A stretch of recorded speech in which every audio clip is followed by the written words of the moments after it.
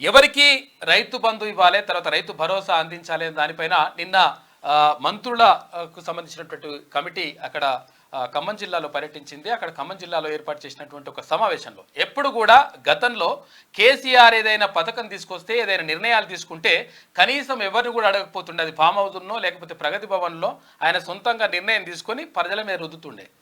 కాకపోతే ఏంటంటే ఇప్పుడు ఎట్లా చేద్దాం, ఏం చేద్దాం, ప్రజల నుంచి రైతుల నుంచి అభిప్రాయాలు సేకరిస్తోంది రాష్ట్ర ప్రభుత్వం. అందులో భాగంగా రైతు భరోసా ఎవరికి ఇవ్వాలి, ఎంతమంది అంటే ఎన్ని ఎకరాలు ఉన్న వాళ్ళకి ఇవ్వాలి, తర్వాత నిజంగా పంట వండేదానికి ఇవ్వాలన్నా లేకపోతే పెట్రోల్ బంకులకు లేకపోతే ఔటర్ రింగ్ రోడ్డుకు లేకపోతే ఈ వెంచర్లకు చెట్లకు గుట్టలకు ఇవ్వాలన్నా అని చెప్పేసి ఒకటి సమావేశం పెట్టి అందులో మంత్రుల కమిటీ కూర్చొని వాళ్ళతో రైతులతో మాట్లాడితే రైతులు చెప్పినరు చాలా మంది ఎక్కువ మంది అభిప్రాయం ప్రకారం ఏంటి అంటే 10 ఎకరాల వరకు ఉన్నటువంటి 10 ఎకరాల వరకు రైతు భరోసా అందించాలి అని చెప్పేసి వాళ్ళు విజ్ఞప్తి చేసిండ్రు. కారణం ఏంటి అంటే ఒకవేళ 20 ఎకరాలు 30 ఎకరాలు ఉన్న వాళ్ళకు కూడా 10 ఎకరాల వరకు ఇస్తే బాగుంటుంది. తర్వాత అంటే 5 ఎకరాల వరకు ఉంచాలన్నా లేకపోతే 10 ఎకరాల వరకు ఉంచాలన్నా అని చెప్పేసి ఇట్లా ఇవన్నీ కూడా దానిపైన చర్చ జరిగింది. మరోవైపు కౌలు రైతులకు సంబంధించి కూడా చర్చ జరిగింది. అయితే కౌలు రైతులకు సంబంధించి చర్చ జరిగినప్పుడు దానిపైన ఇంకా పూర్తి స్థాయి క్లారిటీ రాలేదు. రకరకాల మంది రకరకాలుగా అభిప్రాయాలు వ్యక్తం చేసిండ్రు. ఒకవేళ కౌలు రైతులకు రైతు బంధు అంటే భూమి యజమానికి కాకుండా కౌలు రైతుకు ఒకవేళ రైతు బంధు ఇస్తున్నట్టుగా ప్రకటిస్తే ఇప్పుడు ఏమవుతుందంటే కౌలు రైతుకి ఏవైతే కౌలుకి ఇచ్చినటువంటి భూమి ఉంటాడో ఈ యజమాని ఇయ్యడిగా. కాబట్టి అటువంటి ప్రమాదం ఉంటుంది. ఎట్లా చేద్దామనే దానిపైన కూడా చర్చ జరిగింది. మొత్తం మీద 10 ఎకరాల వరకు భూమి ఉన్నటువంటి రైతులకు అంటే సాగు భూమికి మాత్రమే, అది కూడా ఏది గుట్టలకు చెట్లకు కాదు, సాగు భూమి మాత్రమే అక్కడ రైతు భరోసా అందించాలని చెప్పేసి రాష్ట్ర ప్రభుత్వం అంటే భావిస్తా ఉంది. అంటే అక్కడ రైతుల నుంచి వచ్చినటువంటి విజ్ఞప్తులు మాత్రం అట్లా ఉన్నాయి. ఇక మరోవైపు ఇక్కడ కీలకంగా మాట్లాడుకోవాలి అంటే చాలా విషయాలు ఉన్నాయి, కానీ ఇంకా కీలకంగా మాట్లాడుకోవాల్సిన అంశం ఏంటి అంటే చాలా మంది ఏడుస్తూ ఉన్నారు, ఆడబిడ్డలు ఏడుస్తూ ఉన్నారు. తర్వాత ఇక్కడ డిఎస్సి అభ్యర్థులు చాలా మంది బాధపడుతున్నారు.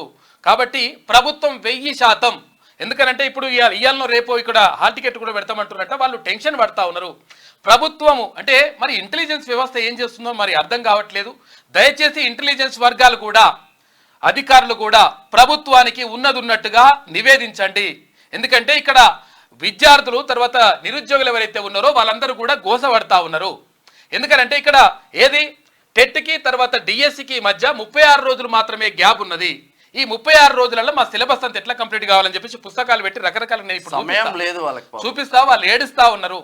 కాబట్టి 100% ప్రభుత్వం ఇక్కడ డిఎస్సి పైన తర్వాత ఇక్కడ గ్రూప్ 2కు సంబంధించి 100% వాళ్ళకు సానుకూలంగా తర్వాత ఏది పోస్ట్ పోన్ చేస్తూ నిర్ణయం తీసుకోవాల్సిన అవసరం 100% ఉంది.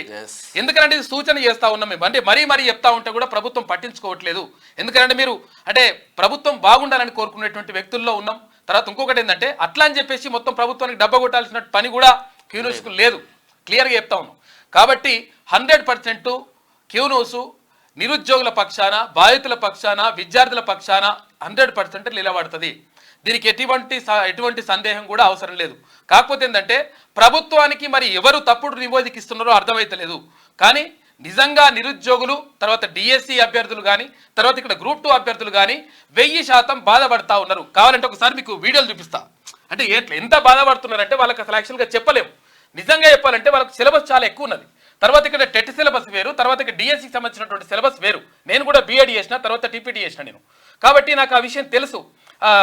ఎందుకనంటే ఆ సిలబస్ ఏమో ఎక్కువ ఉన్నది, తర్వాత టైం ఏమో తక్కువ ఉన్నది.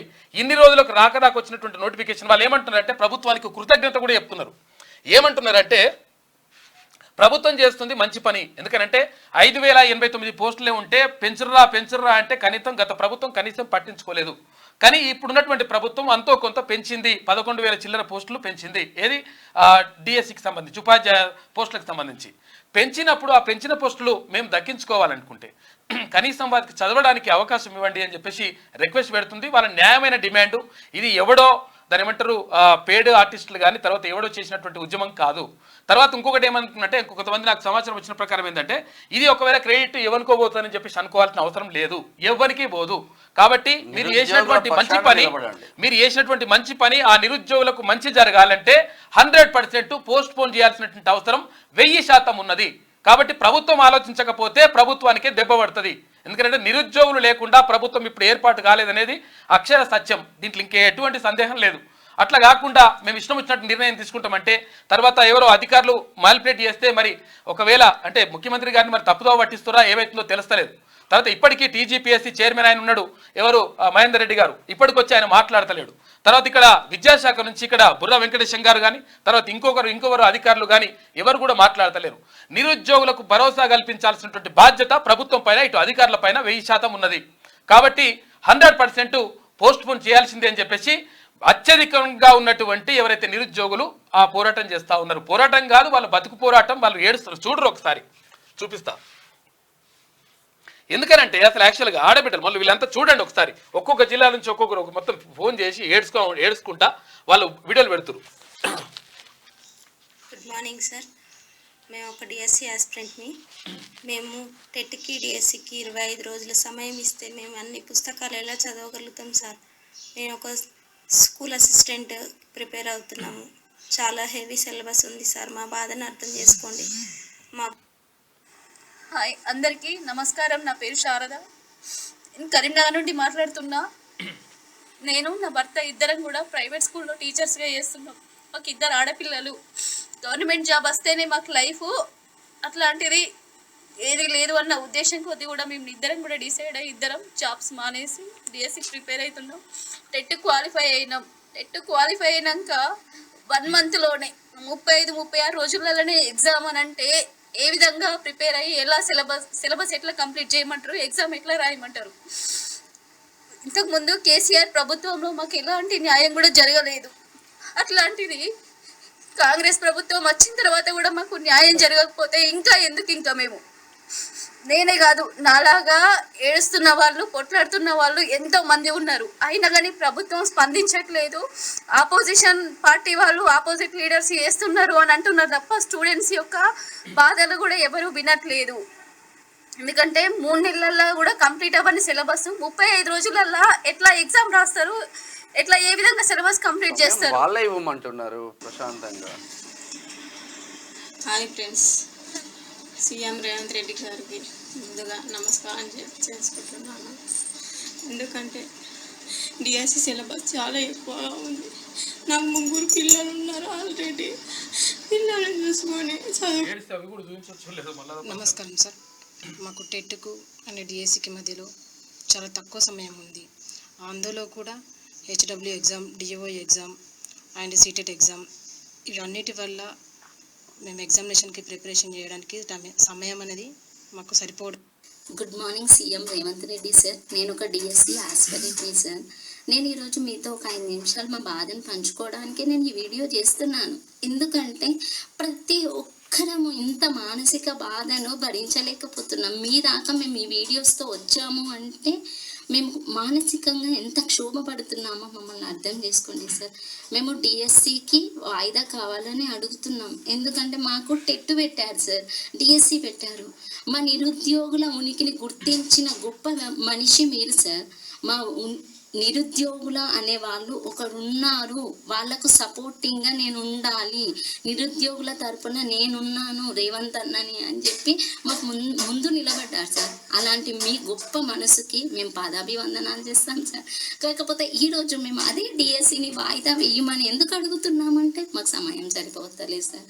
టెట్కి డిఎస్సికి 25 రోజుల సమయం ఉంది. ఆ 25 రోజుల సమయాన్ని మేము మధ్యలో హెచ్డబ్ల్యూఓ ఎగ్జామ్ రాసాము, డిఏఓ ఎగ్జామ్ రాసాము, చదవడానికి సమయం సరిపోవట్లేదు సార్. మేము మా syllabus, TET syllabus DSC syllabus same కాదు సార్. మాకు డిఎస్సి సిలబస్లో ఉన్న పిఐఈ సబ్జెక్ట్, ఈ బుక్ ఒక్కటి చదవడానికి, మేము పిఐఈ సబ్జెక్ట్ చదవడానికి మాకు 30 రోజుల సమయం పడుతుంది సార్. అంటే మేము మానసికంగా చాలా క్షోభ అనుభవిస్తున్నాం సార్. మేము ఎవరితోని మాకు సంబంధం లేదు, ఏ రాజకీయ పార్టీలతో మాకు సంబంధం లేదు. ఎందుకంటే మేము నిరుద్యోగులం సార్. మేమందరం పేదవాళ్ళం, పేద బతుకులు మాయి. మేము జాబ్లు వస్తేనే మా బతుకులు మారుతాయి సార్. మా బతుకులు మార్చనీకి వచ్చిన ఒక గొప్ప మనిషి సార్ మీరు.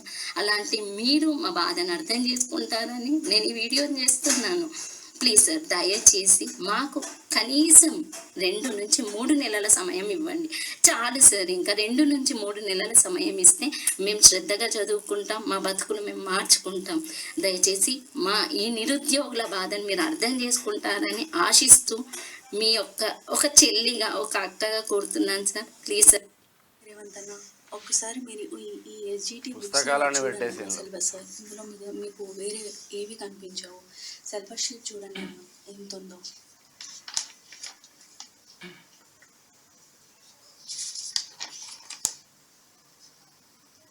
ఇంగ్లీష్ కంటెంట్ అన్న, ఇది మ్యాథ్స్ కంటెంట్, సైన్స్ కంటెంట్ అన్న, ఇది కూడా సైన్స్ వీటిలోకి అన్ని సబ్జెక్టులు చదువుకోవాలి. ఇది కూడా సైన్స్ కంటెంట్. ఇట్లా అందరి good morning Revanth Reddy sir. ఇట్లా ఇట్లా చూసుకుంటూ పోతే అసలు చాలా ఉన్నాయి. చాలా మంది బాధపడుతున్నారు. టెట్ ఎగ్జామ్ మే 20 నుండి జూన్ 2 వరకు జరిగింది. రిజల్ట్స్ అనేవి జూన్ 12కి వచ్చినాయి. అప్పటి నుంచి డిఎస్సి ఎగ్జామ్కి సమయం సరిగ్గా 36 రోజులు, అనగా డిఎస్సి ఎగ్జామ్ జూలై 18 నుండి స్టార్ట్ అవుతుంది. ఈ మధ్యలో గ్యాప్ కేవలం 36 రోజులు మాత్రమే. ఈ 36 రోజుల్లో ప్రతి ఒక్క డిఎస్సి అభ్యర్థి హెచ్డబ్ల్యూఓ ఎగ్జామ్, ఈ హెచ్డబ్ల్యూఓ exam dates 24th to 29th అనగా 5 రోజులు. మరియు అదేవిధంగా డిఏఓ ఎగ్జామ్, ఈ ఎగ్జామ్ యొక్క షెడ్యూల్ వచ్చేసి 1st to 5th అనగా మళ్ళీ 5 రోజులు. ఈ 10 రోజులు ఎగ్జామ్స్కి తీసివేయగా మిగిలిన రోజులు 26 రోజులు మాత్రమే. ఈ 26 రోజుల్లో ఉన్న డిఎస్సి వాస్ట్ సిలబస్ని ఎలా కంప్లీట్ చేయగలుగుతాము? కాబట్టి యాక్చువల్గా ఇది నిరుద్యోగుల బాధ, అది తర్వాత డిఎస్సి అభ్యర్థులకు సంబంధించినటువంటి బాధ. ఎందుకంటే ఇలా చాలా వీడియోస్ వచ్చినాయి మా దగ్గరకు, వందలాది వీడియోలు వచ్చినాయి. కాకపోతే ఏంటంటే మేము అన్నిటినీ మేము ప్లే చేయలేకపోతా ఉన్నాం. కాకపోతే ఏంటంటే సమయం అట్లా ఉంది. కాకపోతే ఏంటంటే ఈ విషయాన్ని చూస్తే క్లియర్గా ప్రభుత్వానికి ఒక ఐడియా రావాలి. ఇంటెలిజెన్స్ వర్గాలు ఏవైతే ఉన్నాయో అధికారులారా, మీరు క్లియర్గా ప్రభుత్వానికి నివేదిక ఉన్నట్టుగా నివేదికని పంపించండి. తర్వాత 100% ఇక్కడ డిఎస్సిని వాయిదా వేయాల్సినటువంటి అవసరం ఉన్నది. తర్వాత గ్రూప్ 2కు సంబంధించి కూడా ప్రభుత్వం నిర్ణయం తీసుకోవాలి. వాళ్ళు లేట్ చేయమంటున్నారు. లేట్ అంటే ముఖ్యమంత్రి గారే అన్నారు, లేట్ చేయడం అంటే మాకు పెద్ద విషయం ఏమన్నా, మాకే 4 రూపాయలు మిగులుతాయని అంటున్నారు. ఎందుకంటే రిక్రూట్మెంట్ లేట్ అయితే ప్రభుత్వానికి 4 రూపాయలు మిగులుతాయి. 4 రూపాయలు కాదు, కొన్ని 100 కోట్ల రూపాయలు మిగులుతాయి. 11,000 మంది టీచర్ పోస్టులు అంటే 11,000 చిల్లర టీచర్ పోస్టులు అంటే కొన్ని 100 కోట్ల రూపాయలు మిగులుతాయి. కొన్ని నెలల పాటు అట్లా ఆటోమేటిక్గా పోస్ట్పోన్ చేస్తే వాళ్ళు కోరుతున్నారు. అంటే ప్రభుత్వం అసలు యాక్చువల్గా తొందరగా పెడతామంటే మేము లేట్ చేయమని చెప్పేసి అడుగుతా ఉన్నాం. కాబట్టి న్యాయమైన డిమాండ్ అని చెప్పేసి నెరవేర్చమని అడుగుతా ఉన్నారు. ప్రభుత్వం దీనిపైన సానుకూల నిర్ణయం 100% తీసుకోవాల్సిందే. ఇంకెట్టి పరిస్థితుల్లో ఇవాళ ఎవరు మరి అక్కడ విద్యాశాఖ కానీ ఏది మేము హాల్ టికెట్లు జారీ చేస్తాం, పరీక్షలు పెడతామంటే మీరు ప్రభుత్వానికి నష్టం చేస్తున్నట్టు లెక్క. కాబట్టి ప్రభుత్వంలో ఉన్నటువంటి ఎమ్మెల్యేలు కానీ తర్వాత మీరు మంత్రులు కానీ మీరందరూ కూడా ఒకవేళ ఎవరు చూస్తే వాళ్ళు క్లియర్గా ముఖ్యమంత్రి గారి దృష్టికి తీసుకెళ్ళండి. వారి దృష్టికి తీసుకెళ్ళిన తర్వాత ఈ సమస్య పరిష్కారం కోసం 100% కృషి చేయాల్సిన అవసరం ప్రభుత్వంలో ఉన్నటువంటి వాళ్ళకి కానీ తర్వాత ఇక్కడ ఎవరికైనా కానీ 100% ఉన్నది. ఇది ఎవరికో క్రెడిట్ పోదు, ఎవరికి పోవాల్సిన అవసరం కూడా లేదు. ఎందుకంటే మీరు మంచి చేస్తారని అనుకుంటున్నారు కాబట్టి ఆ మంచి ఏందో వాళ్ళకు నిరుద్యోగులకు మంచి జరిగితే బాగుంటుంది. కాబట్టి జాబ్ క్యాలెండర్ కూడా వేస్తా అంటున్నారు. కాబట్టి ఇవన్నీ కూడా ఒక అంచెలంచెలుగా మంచిగా ముందుకెళ్ళాలనుకుంటే 100% దీన్ని వాయిదా వేయండి. ఎవరో ఇప్పుడు ఆయన టీజీపీఎస్సీ చైర్మన్ గారు ఆయన మహేందర్ రెడ్డి గారు ఒకవేళ రిటైర్ అయిపోయింది. ఆయన 62 సంవత్సరాలు నిండుతున్నాయి. మరి ఆ లోపల మేము ఏమాత్రం ఒకవేళ పోస్టులు భర్తీ చేయకపోతే బాగుండదేమని అనుకుంటే ఆయనని ప్రభుత్వ సలహాదారుగా పెట్టుకోండి. ఒకవేళ ఆయనకు మంచి చేస్తాడు అనుకుంటే ఆయన ప్రభుత్వ సలహాదారుగా పెట్టుకోండి. తర్వాత సలహాలు సూచనలు ఇవ్వడానికి పెట్టుకోండి. కానీ ఇప్పుడు టీజీపీఎస్సీ చైర్మన్గా పెట్టుకుని ఆయన కోసమో లేకపోతే ఇంకో కొంతమంది కోసమో లేకపోతే కొంతమంది కోసమో ఇట్లా పరీక్షను తొందరగా నిర్వహించేసి నిరుద్యోగులకు అన్యాయం చేయొద్దు. హడావుడి అవసరం లేదు కదా, వాళ్ళే. కాబట్టి దీనిపైన 100% ముఖ్యమంత్రి గారు నిజంగా కూడా సానుకూలంగా ఉన్నారు. కాకపోతే సానుకూల నిర్ణయం తీసుకోవాలని చెప్పేసి వాళ్ళు కోరుతా ఉన్నారు. ఇవాళ ఎట్టి పరిస్థితుల్లో నిర్ణయం రావాలి. లేకపోతే ఆ టికెట్లు బీటికెట్లు పెట్టేస్తే వాళ్ళు ఆగమాగం అవుతున్నారు. పాపం వాళ్ళ బాధ. ఇంకా కొంతమంది నేను చచ్చిపోతాం అట్లా అని చెప్తా ఉన్నారు. అటువంటి చేయకండి. ఎందుకంటే ప్రభుత్వం 100% మీకు భరోసా ఇస్తూ ఉన్నది. కాబట్టి మీరు 1000% మీకు అంటే ఉద్యోగాలు మీకు కష్టపడతారు కాబట్టి కష్టపడ్డలకు మాత్రం 100% వస్తాయి. ఇక రానోళ్ళు వేరే ప్రత్యామ్నాయ మార్గం అన్న చూసుకుంటారు, లేకపోతే జాబ్ క్యాలెండర్ ఉంటుంది కాబట్టి తర్వాత అవకాశం అన్న ఉంటుంది. 100% దీనిపైన నిర్ణయం తీసుకోవాల్సిన బాధ్యత ప్రభుత్వం పైన ఉన్నది. ఇది హెచ్చరికనా సూచన మీరు ఏమర్థం అనుకుంటారో అనుకోండి. ఎందుకంటే ఇన్నిసార్లు చెప్పినా కానీ ప్రభుత్వం స్పందించాలి, 1000% స్పందించాలి. వాళ్ళు బాధపడుకుంటా కొన్ని వేల మంది ఫోన్ చేస్తూ ఉన్నారు. ఫోన్ చేస్తే వాళ్ళకి ఏం చెప్పాలో అర్థమవుతలేదు. కాబట్టి 100% నిర్ణయం తీసుకోవాలని చెప్పేసి కోరుతా ఉన్నారు. ఒకసారి వార్తలలోకి వెళ్దాం. ఒకసారి వెలుగు దినపత్రిక చూద్దాం. రాకెట్ పట్టిన రాష్ట్రపతి ద్రౌపది ముర్ము క్రీడలపైన తనకున్న ఆసక్తిని చాటుకున్నారు. బుధవారం రాష్ట్రపతి భవన్ లో స్టార్ షట్లర్ సైనా నెహ్వాల్ తో కలిసి కాసేపు బ్యాడ్మింటన్ ఆడారు. దీనికి సంబంధించిన వీడియోను రాష్ట్రపతి భవన్ ఇన్స్టాలో పోస్ట్ చేసింది. పద్మ భూషణ్ అవార్డు గ్రహీత అయిన సైనా గురువారం రాష్ట్రపతి భవన్ కల్చరల్ సెంటర్ లో జరిగే హార్ స్టోరీ మై స్టోరీలో ప్రసంగించనున్నారు అండి. ఒక వార్త చూస్తూ ఉన్నారు. హర్ స్టోరీ మై స్టోరీ అని చెప్పేసి ఆ కార్యక్రమంలో ప్రసంగిస్తుంది అక్కడ ఎవరు సైనా నెహ్వాల్. అయితే ఈ సందర్భంగా అక్కడ రాష్ట్రపతి ద్రౌపది ముర్ము అంటే ఇక్కడ ఈమెకు పద్మభూషణ్ అవార్డు కూడా వచ్చింది. ఆమె కొంచెం ఆటవిడుపుగా అట్లా ఆడిందంట. రాష్ట్రపతి ఆడడం గొప్ప విషయం. కొత్త డీజీపీగా జితేందర్, హోంశాఖ స్పెషల్ సిఎస్ గా రవి గుప్తా. ఇంతకుముందు రవి గుప్తా డీజీపీ కూడా ఆయన హోంశాఖ స్పెషల్ సిఎస్ గా పోయిండు. ఉత్తర్వులు జారీ చేసిన ప్రభుత్వం మరో 15 మంది ఐపీఎస్ లు బదిలీ. లా అండ్ ఆర్డర్ అడిషనల్ డీజీపీగా Mahesh Bhagwat, ACB DG CV Anand కు విజిలెన్స్ బాధ్యతలు. మళ్ళీ రాచకొండ కమిషనర్ గా సుధీర్ బాబు. సీఎం రేవంత్ రెడ్డితో జితేందర్ భేటీ. డీజీపీగా బాధ్యతల స్వీకరణ. Congratulation sir. నిన్న చాలా మందికి సంబంధించి అంటే ఐపీఎస్ అధికారులకు చాలా మందికి సంబంధించి సీనియర్ అక్కడ అంటే శాఖలు బదిలీ చేసిండ్రు. ఇవన్నీ కూడా జరిగినాయి. అంటే ప్రభుత్వాలు ఏర్పడ్డప్పుడు కొత్త ప్రభుత్వాలు ఏర్పడ్డప్పుడు ఇవన్నీ కూడా జరుగుతాయి. ఎందుకంటే తమకు అనుకూలంగా ఉన్నటువంటి అధికారులను పెట్టుకోవడం కానీ తర్వాత దీనికి సమర్థత ఉన్నటువంటి అధికారులను మార్చుకోవడం కానీ ఇవన్నీ కూడా చేస్తూ ఉంటారు. అందులో భాగంగా చేసిండ్రు. రాష్ట్ర కొత్త డీజీపీగా సీనియర్ ఐపీఎస్ అధికారి జితేందర్ను ప్రభుత్వం నియమించింది. ప్రస్తుతం డీజీపీగా ఉన్న రవి గుప్తాను హోంశాఖ స్పెషల్ సిఎస్ గా బదిలీ చేసింది. ఈ మేరకు సిఎస్ శాంతికుమారి బుధవారం ఉత్తర్వులు జారీ చేశారు. రాష్ట్రంలో కాంగ్రెస్ అధికారంలోకి వచ్చాక నియమితులైన తొలి డీజీపీ జితేందర్. ఆయన ఇప్పటి వరకు డీజీ హోదాలో హోంశాఖ ముఖ్య కార్యదర్శిగా పనిచేశారు. విజిలెన్స్ అండ్ ఎన్ఫోర్స్మెంట్ డీజీగాను అదనపు బాధ్యతలు నిర్వర్తించారు. ఇక పంజాబ్లోని జలంధర్లో సాధారణ రైతు కుటుంబంలో పుట్టిన జితేందర్ 1992 ఐపీఎస్ బ్యాచ్ అధికారి. ఉమ్మడి ఏపీ క్యాడర్కు ఎంపికయ్యారు. తొలుత నిర్మల్ ఎస్పీగా, ఏఎస్పీగా, బెల్లంపల్లి అదనపు ఎస్పీగా పనిచేశారు. అప్పట్లో నక్సల్స్ ప్రభావం ఎక్కువగా ఉన్న మహబూబ్ నగర్, గుంటూరు జిల్లాల్లో ఎస్పీగా విధులు నిర్వర్తించారు. ఇక తర్వాత ఢిల్లీ సిబిఐలో 2004 నుంచి 2006 వరకు గ్రే హౌండ్స్ లో పనిచేశారు. అనంతరం డిఐజీగా పదోన్నతి పొంది విశాఖపట్నం రేంజ్ లో బాధ్యతలు నిర్వర్తించారు. పోలీస్ అకాడమీలో కొంతకాలం పనిచేశారు. తెలంగాణ ఉద్యమ సమయంలో వరంగల్ రేంజ్ డిఐజీగా ఉన్నారు. అయితే ఏపీ సిఐడి, తర్వాత enquiry commission, vigilance and enforcement, Hyderabad commissionerate లో ట్రాఫిక్ అడిషనల్ కమిషనర్ గా విధులు నిర్వర్తించిండు ఆయన. ఇప్పుడు జితేందర్ ఇప్పుడు మనకు కొత్త డీజీపీగా ఇది ఇప్పుడు అంటే ఇక్కడ కరెంట్ అఫైర్స్ ప్రశ్న కూడా అన్నట్టు కొత్త డీజీపీ ఎవరు అని చెప్పేసి అడిగితే అప్పుడు జితేందర్ అని చెప్పేసి ఇట్లా చెప్పుకోవాల్సి వస్తుంది. కాబట్టి ఈ కాంపిటేటివ్ వాళ్ళకు అంటే వాళ్ళకు రకరకాలుగా ఉంటాయి. ఎందుకంటే ఇక్కడ కరెంట్ అఫైర్స్ చూసుకోవాలి, తర్వాత ఇంగ్లీష్కి సంబంధించినటువంటి లాంగ్వేజ్ స్కిల్స్ చూసుకోవాలి, తర్వాత అక్కడ తెలుగుకు సంబంధించినటువంటి లాంగ్వేజ్ స్కిల్స్ చూసుకోవాలి, తర్వాత సబ్జెక్టు స్పెషలైజేషన్ చూసుకోవాలి. ఒకవేళ ఎడ్జిటీలు అయింది అనుకో, సెకండ్ గ్రేడ్ టీచర్లు అయిన అనుకో, సెకండ్ గ్రేడ్ టీచర్లు అయితే వాళ్ళు మ్యాథ్స్ చూసుకోవాలి, సైన్స్ చూసుకోవాలి, ఉన్న సబ్జెక్టులన్నీ చూసుకోవాలి. కాబట్టి వాళ్ళకు టైం సరిపోతలేదు. కాబట్టి దీనిపైన దృష్టి పెట్టండి. 100% దీనిపైన సానుకూల నిర్ణయం రావాల్సిందే. రైతు భరోసా 10 ఎకరాల లోపు ఇస్తే చాలు. రైతు భరోసా స్కీమ్ పై రైతుల మనోగతం. కేబినెట్ సబ్ కమిటీ ముందు వెల్లడి. సాగులో ఉన్న భూములకే పెట్టుబడి సాయం. సన్న చిన్నకారు కౌలు రైతులకు ఆదుకునేలా ఉండాలి. గతంలో మాదిరి గుట్టలు రియల్ ఎస్టేట్ ల్యాండ్స్ కి ఇవ్వద్దు. దుబారాను అరికట్టాలి. కౌలు రైతులకు గుర్తింపు కార్డులు ఇవ్వాలి. గత ప్రభుత్వం సబ్సిడీలని బంద్ పెట్టింది. ఆ తప్పులు రిపీట్ కావద్దు. సబ్సిడీలను కొనసాగించాలని సూచన.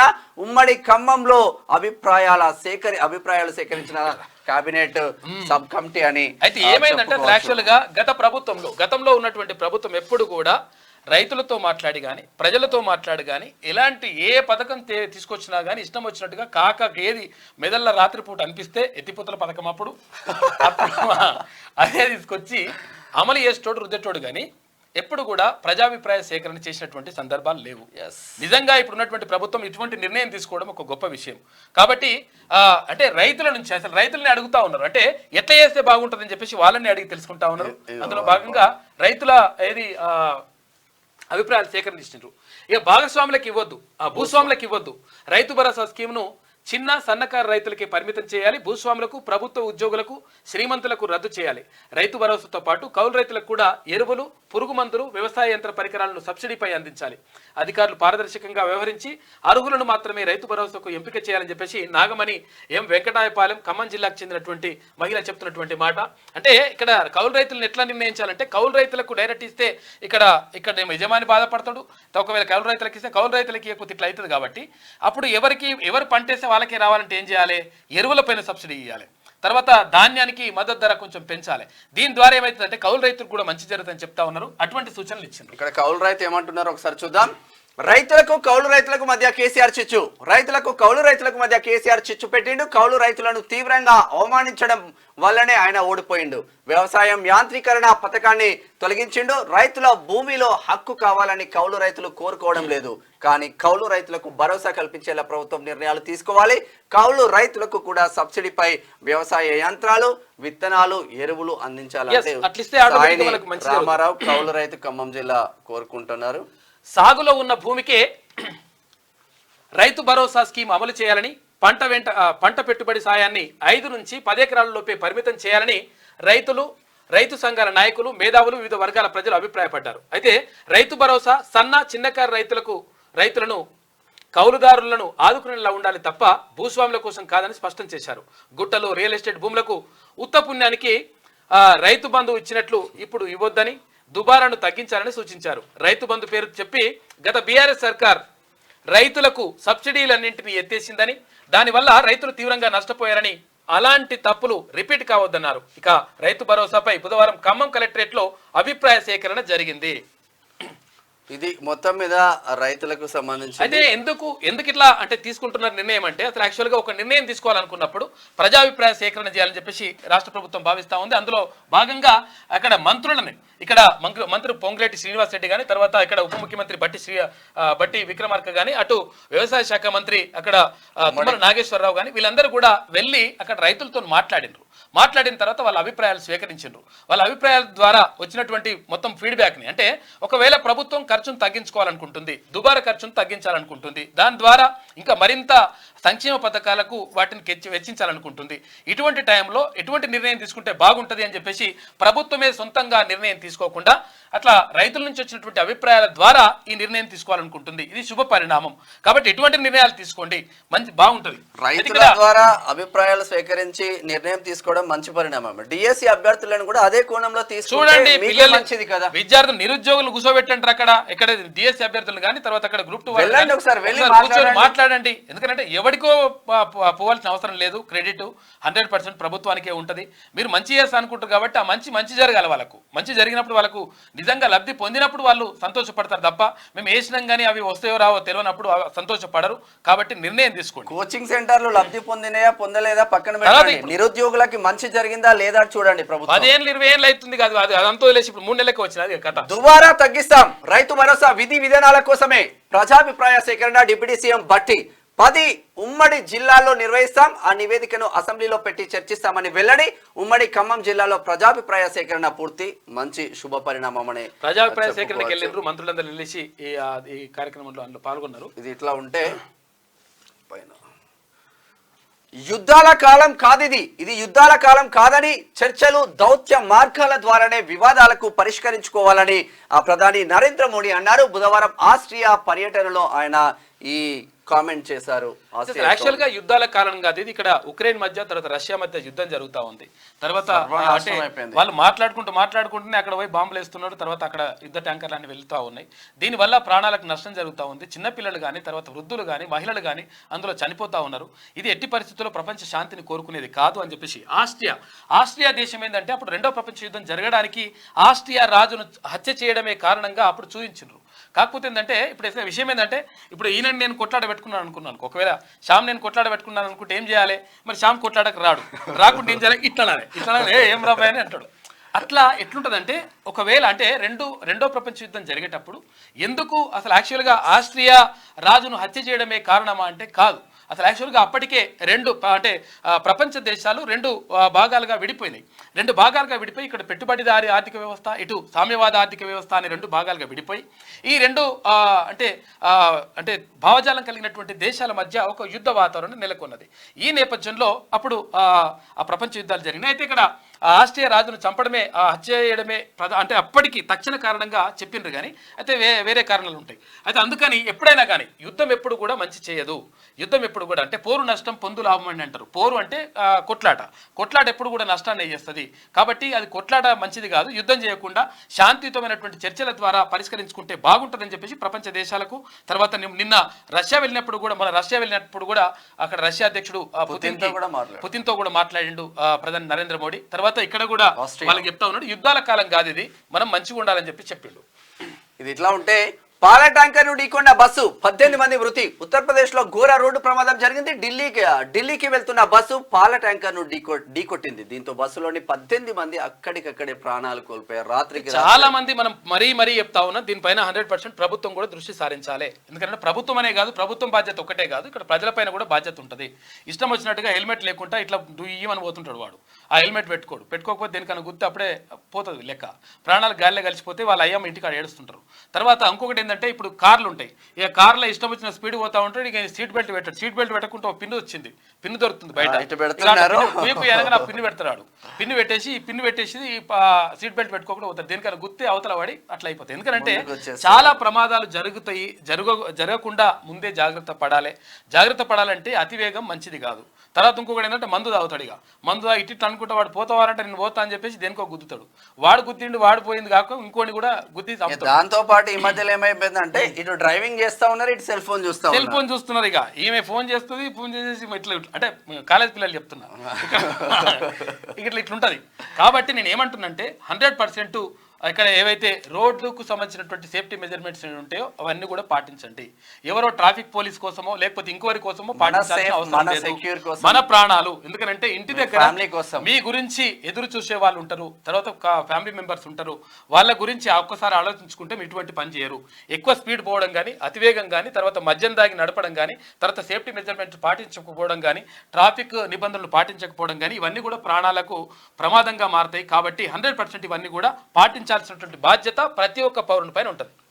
ఇట్లా ఉంటే Swiggy delivery boy to drug fiddler మంచిగానే మారినవరా నాయన. డ్రగ్స్ సప్లై చేస్తున్న బెంగళూరుకు చెందిన మురళీధరన్ ను పోలీసులు అరెస్ట్ చేశారు. గతంలో స్విగ్గీ డెలివరీ బాయ్ గా పనిచేసిన అతడు ఇటీవల డ్రగ్ దందాలోకి దిగాడు. ₹4 కమిషన్ వస్తుంది. అది ఏముందిరా అనుకున్నాడు. కోట్లలో రావాలంటే లక్షలలో రావాలంటే ఇట్లా పోయినాడు వాడు. ఇది చాలా ప్రమాదం. నేనేమంటున్నంటే నాకు అంటే మూడు విషయాలపైన నాకు అంటే తీవ్రమైనటువంటి ఆందోళన ఉంది. అంటే భవిష్యత్తు పైన అంటే సమాజానికి సంబంధించి అంటే సొంతంగా నాకు పర్సనల్గా కాదు కానీ అది మంచిది కాదు. ఒకటి ఏంటంటే డ్రగ్స్ నియంత్రణ 100% జరగాలి. ఎందుకంటే ఇది తమ కుటుంబానికే నష్టం చేయడంతో పాటు సమాజానికి కూడా నష్టం చేస్తుంది. వాడు ఆ డ్రగ్స్ మత్తులో ఏం చేస్తున్నో అర్థం కాదు. దీంతో చాలా రకరకాలుగా అఘాయిత్యాలు జరిగిపోతూ ఉన్నాయి, మర్డర్లు జరుగుతూ ఉన్నాయి. కాబట్టి ఈ డ్రగ్స్ని అరికట్టాల్సినటువంటి బాధ్యత అక్కడ ప్రభుత్వం పైన, తర్వాత ఇక్కడ తల్లిదండ్రులు కూడా. ఎందుకంటే తల్లిదండ్రులు ఏం చేస్తారంటే మా పిల్లగాడు మంచిగా చదువుతున్నాడు, కొడుకు వాడిని పట్టించుకోవాల్సిన అవసరం లేదంటాడు. కొడుకైతే ఏమైనా చేయొచ్చు చాలా నాయన. కొడుకైతే వాడు ఆగం చేసి వస్తే వాడు లోపల పడతాడు. లేపు పోయిన తర్వాత అప్పుడు ఏమవుతుందంటే అప్పుడు కోడిగుడ్డు ఎత్తుకొచ్చినప్పుడే చెప్పకపోతే కదా అమ్మ అన్నట్టుంటుంది కథ. ఏమైతుందంటే ఒక పిల్లగాడు వాడు నిన్న ఒకటి జరిగింది కాదు, చిన్నగా ఉన్నప్పుడు వాళ్ళ అమ్మ ఉంటుంది అనమాట. వాళ్ళ అమ్మ ఉంటే వీడు ఏం చేస్తా పిల్లగాడు ఏం చేస్తారంటే పక్కింట్లో పోయి కోడిగుడ్డు దొంగతనం చేసుకొని వస్తాడు. బిడ్డ అని చెప్పేసి మనకి ఆమ్లెట్ వేసి ఇస్తుంది. ఆమ్లెట్ వేసిస్తే వాడు ఒకటి గుడ్డు తీసుకొస్తారు, 2 గుడ్లు తీసుకొస్తారు, ఒకసారి ఉడకబెట్టిస్తుంది, ఇవన్నీ చేస్తుంది. ఆ తర్వాత వీడు కోడిగుడ్లనే కాదు తర్వాత కోళ్ళని ఎత్తుకొచ్చిన తర్వాత కూడా కోసి మంచిగా మనకి ఫ్రై చేసి పెట్టుడు రకరకాలు పెడుతుంది. ఆ తర్వాత గొర్రెలు ఎత్తుకొస్తాడు. ఇట్లా పెద్ద దొంగ మారుతాడు వాడు. లాస్ట్కి వస్తే వాడు కొంచెం పెద్దగా అయిన తర్వాత వాడిని పోలీసులు పట్టుకుపోతుంటారు, జైలుకి తీసుకుపోతుంటే అయ్యో కొడుక ఎట్లయిపోయా బిడ్డ అట్లా పట్టుకుపోతుంది అని చెప్పేసి కోడిగుడ్డే తీసుకొచ్చినప్పుడు అమ్మా నువ్వు ఆ కోడిగుడ్డు దొంగతనం చేసినప్పుడు చెంపమికలు ఒకటేసి ఇట్లా ఏక బిడ్డ అని చెప్పేసి అంటే అయిపోతుండే తల్లి. నువ్వు అట్లా ఏక ఇప్పుడు నేను ఇట్లా ఈ పరిస్థితికి వచ్చినా అంటే నేను ఏమంటున్నంటే చిన్నగా ఉన్నప్పుడే సమస్య తక్కువ ఉన్నప్పుడే దాన్ని పరిష్కరించుకుంటే బాగుంటుంది. కాబట్టి తల్లిదండ్రులు 100% తమ పిల్లల పైన దృష్టి పెట్టండి. ఈ కాలేజీకి సంబంధించి తర్వాత స్కూల్ పిల్లలు కూడా ఏదో నిన్న ఇప్పుడు దృష్టి త్రిపురలో నిన్న 280 పైచీలకు స్కూళ్లలో ఎయిడ్స్ వ్యాధి వచ్చిందంటే ఎందుకంటే సెక్సువల్ కాదు, కేవలం డ్రగ్స్ ఇంజెక్షన్ల ద్వారా వచ్చింది. ఆ డ్రగ్స్ ఇంజెక్షన్ ఏమంటే డ్రగ్స్ వాడు ఫుల్ నింపుకొని ఈడిని తాడిని తెచ్చుకుంటూ పోతారు అనమాట. దాంతో ఏమవుతుందంటే ఒకరి నుంచి ఒకరికి ఇట్లా పాకిందంట. కాబట్టి ప్రమాదాలు జరుగుతాయి. డ్రగ్స్ ఒకటి, తర్వాత ఇక్కడ రోడ్డు ప్రమాదాలు ఒకటి, తర్వాత ఇంకా అంటే నైతిక విలువలు కూడా చదువులు కూడా అంటే సిలబస్లో మార్చాల్సినటువంటి అవసరం ఉన్నది. తర్వాత ప్రభుత్వం కూడా దీనిపైన దృష్టి పెడితే బాగుంటుంది. ఎందుకంటే సిలబస్ అంటే చిన్నగా ఉన్నప్పుడు అక్కడ పద్యాలు కానీ నీతి కథలు కానీ తర్వాత ఇవన్నీ కూడా చెప్పడం ద్వారా తర్వాత చారిత్రక కథనాలు అంటే గొప్ప వ్యక్తుల గురించి చెప్పడం ద్వారా ఆ పిల్లల వాటిలో చిన్నప్పటి నుంచి కొంచెం ఒక భావజాలం రూపొందుతుంది, పెంపొందుతుంది. తర్వాత ఇంజనీరింగ్ పిల్లలకు అక్కడ తెలుగు కానీ తర్వాత లాంగ్వేజ్లు కూడా ఉంటలేమంట. దాంతో ఏమవుతుందంటే వానికి అసలు యాక్చువల్గా ఏందో తెలుస్తలేదు. మొత్తం కూడా ఇంగ్లీష్ మీడియం పిల్లలకు తెలుగే చదవస్తలేదు. ఇక ఇట్లవన్నీ జరుగుతున్నాయి. కాబట్టి దీనిపైన దృష్టి పెడితే మంచిగా ఉంటుంది. ఇది చాలా కీలకమైనటువంటి అంశం, అందుకని చెప్పాల్సి వస్తుంది. జడ్జీల ఫోటోలు ఫోన్ నెంబర్లు ప్రచురించదు. ఫోన్ ట్యాపింగ్ కేసు కవరేజ్ లో మీడియా సంయమనం పాటించాలి. హైకోర్టు సుమోటోగా స్వీకరించిన కేసుపై విచారణ ఈ నెల 23కు వాయిదా. ఈ మధ్యలో ట్రెండ్ అయిపోయింది జడ్జీల ఫోటో. అయితే విషయం ఏంటంటే ట్రెండ్ అని కాదు, అసలు యాక్చువల్గా ప్రచురించవచ్చు. ఇంతకుముందు అవకాశం ఉండే, కాకపోతే ఏంటంటే ఇక్కడ ఫోన్ ట్యాపింగ్ విషయంలో తర్వాత ఇక్కడ జడ్జీలు తర్వాత జడ్జీల వాళ్ళ కుటుంబ సభ్యులు అంటే వాళ్ళ భార్య ఫోన్లు కూడా ట్యాపింగ్ చేసినటువంటి ఆరోపణలు వస్తూ ఉన్నాయి. అటువంటి టైంలో అసలు జడ్జీలకు సంబంధించినటువంటి అట్లా గోప్యత పాటించాలి. అంటే వాళ్ళని తీసుకొచ్చి బయట వేసేసి వాళ్ళని కూడా అట్లా చేయొద్దు అని చెప్పేసి అక్కడ హైకోర్టు చెప్పింది, సూచన చేసింది. మీరు ఎట్టి పరిస్థితుల్లో మీడియా వాళ్ళు అట్లా జడ్జీల ఫోటోలు అంటే ఈ కేసుకు సంబంధించి అంటే ఫోన్ ట్యాపింగ్ కేసుకు సంబంధించి ఎట్టి పరిస్థితుల్లో జడ్జీల ఫోటోలు ప్రచురించొద్దు అని చెప్పింది. కాబట్టి దానిపైన అట్లా నిర్ణయం తీసుకున్నారు. ఇంకా మీడియా కొంతవరకు సంయమనం పాటిస్తే బాగుంటుందని చెప్పింది. సుమోటోగా తీసుకుంది కేసు, అంటే ఎవరు కంప్లైంట్ చేయడం కాదు, సుమోటోగా సొంతంగా తీసుకుంది హైకోర్టు. రైతులకు ఎక్కువ పరిహారం ఇప్పించండి. భూసేకరణను మానవీయ కోణంలో చూడండి. సీఎం రేవంత్ రెడ్డి. RRR కు ఒకే నెంబర్. అటవీ శాఖ భూములు తీసుకొని ప్రభుత్వ భూములు కేటాయించండి. నేషనల్ హైవేల నిర్మాణంపై సమీక్షలో సీఎం. 2 నెలల్లో హైదరాబాద్ విజయవాడ హైవే విస్తరణ పనులు అంటూ ఇక్కడ ఏపీకి తర్వాత తెలంగాణకు అనుసంధానంగా నిర్మిస్తున్నటువంటి జాతీయ రహదారికి సంబంధించి అయితే ఇంతకుముందు అది NH9 ఉండే, నేషనల్ హైవే 9 ఉండే, తర్వాత ఇప్పుడు దాన్ని 65 అయినట్టుంది. దానికి సంబంధించి 100% ఇక్కడ నుంచి అక్కడికి కనెక్టివిటీ ఉండాలి. తర్వాత దాన్ని 6 లైన్ల రోడ్డు వేయాలని చెప్పేసి ఏదో భావిస్తూ ఉన్నారు. దానికి సంబంధించి కేంద్ర ప్రభుత్వం కూడా అంగీకరించింది. అయితే ఈ నేపథ్యంలో ఒకవేళ ఇక్కడ రోడ్డు పెంచినప్పుడు ఏమైతుందంటే పక్కకున్న జాగాలన్నీ కూడా పోతాయి. పోయినప్పుడు వాళ్ళకి నష్టపరిహారం గట్టిగా ఉండాలి. ఎందుకంటే ప్రభుత్వ లెక్కల ప్రకారమే ఇస్తా అంటే వాళ్ళకి తక్కువ నష్టపరిహారం వచ్చేటువంటి అవకాశం ఉంటుంది. కాబట్టి వాళ్ళకి మంచి చేయాలని చెప్పేసి ముఖ్యమంత్రి చెప్తా ఉన్నారు. నిజంగా ప్రభుత్వ లెక్కలు ఒకలాగా ఉంటుంది, మార్కెట్ వాల్యూ ఒకలాగా ఉంటుంది. మార్కెట్ వాల్యూ ప్రకారం వాళ్ళకి నష్టపరిహారం ఇస్తే బాధితులకు న్యాయం జరుగుతుంది. భూసేకరణపై మానవీయ కోణంలో ఆలోచించాలని, నిబంధనల ప్రకారం ఎంత ఎక్కువ పరిహారం వస్తుందో అంత మేరకు రైతులకు దక్కేలా చూడాలని కలెక్టర్లకు సీఎం రేవంత్ రెడ్డి సూచించారు. రాష్ట్రంలో నేషనల్ హైవేల నిర్మాణంపై బుధవారం సెక్రటేరియట్లో సమీక్ష సమావేశం నిర్వహించారు. అయితే ప్రభుత్వం నుంచి సహకారం ఉన్న భూసేకరణ ఎందుకు ఆలస్యం అవుతున్నదని అధికారులను సీఎం రేవంత్ రెడ్డి ప్రశ్నించారు. ఈ ప్రభుత్వ రిజిస్ట్రేషన్ ధరలు తక్కువగా ఉండడం, మార్కెట్ ధరలు ఎక్కువగా ఉండడంతో భూములకు ఇచ్చేందుకు రైతులు ముందుకు రావడం లేదని చెప్పేసి కలెక్టర్లకు తెలిపాడు. అయితే ఇక్కడ భూమి రేటు ఒకవేళ మార్కెట్ ధర ప్రకారమే ఒకవేళ రైతులకు ఇస్తే వాళ్ళు వేరే దగ్గర భూమి కొనుక్కోవడానికి కొంతవరకు అవకాశం ఉంటుంది. అయితే అట్లా కాకుండా మార్కెట్ ధరల గురించి ప్రకారం కాకుండా ప్రభుత్వ రేట్ల ప్రకారం ఇస్తే వాళ్ళు రైతులు ఇవ్వరు. నేను ఎందుకు భూమి ఇవ్వాలరా అంటారు. కాబట్టి అక్కడ మల్లన్న సాగర్కి సంబంధించి కానీ లేకపోతే కొండపోచమ్మ సాగర్కి సంబంధించి కానీ వీటిని నిర్మాణం చేపట్టినప్పుడు అప్పుడు కేసీఆర్ ఏం చేసిండు, ఆడ ఏమన్నా ₹1 కోటి భూమి పోతుంటే వానికి 5 లక్షల రూపాయలు, రైతుకు 5 లక్షల రూపాయలు ఇస్తాను. అరే అట్టెట్లా ఇస్తావు, మాకు నష్టం జరుగుతుంది అని చెప్పేసి వాళ్ళు బాధపడ్డారు. ఆ నేపథ్యంలోనే అట్లా జరగకూడదు, రైతులకు నష్టం జరగకూడదు అని చెప్పేసి ముఖ్యమంత్రి చెప్తా ఉన్నాడు. 3 పిల్లలతో కలిసి తండ్రి ఆత్మహత్యాయత్నం. కారుతో సహా చెరువులోకి కాపాడిన స్థానికులు. ఆర్థిక ఇబ్బందులే కారణం. రంగారెడ్డి జిల్లా అబ్దుల్లాపూర్ మేట్లో ఘటన గిన్నే. అయితే ఇప్పుడు ప్రాణాలు కోల్పోతే ఏం రాదు. ఇప్పుడు విషయం ఏంటంటే ఇప్పుడు ఆర్థిక ఇబ్బందులతో చచ్చిపోతారు. చచ్చిపోయిన తర్వాత ఇంకో కుటుంబ సభ్యులు ఉంటారు కదా, వాళ్ళకి ఆగం కదా. ఎందుకంటే ఎట్లా పరిష్కరించుకోవాలి, సమస్యలు వచ్చినప్పుడు వాటిని ఎట్లా పరిష్కరించుకోవాలని దానిపైన ఆలోచించాలి. దానిపైన ఇంకా మన ఆత్మీయులను కూడా సంప్రదించాలి. రకరకాలుగా అట్లా చేసినప్పుడు మాత్రమే మంచి జరుగుతుంది తప్ప సావు అనేటువంటి పరిష్కారం కాదు, అది మంచిది కాదు. ఇక పురుగుల మందాగి భార్యాభర్తల ఆత్మహత్య. దవాఖానకు తరలిస్తుండగా భార్య తర్వాత హాస్పిటల్లో భర్త మృతి. ఇద్దరి మధ్య గొడవలే కారణమని అనుమానాలంట.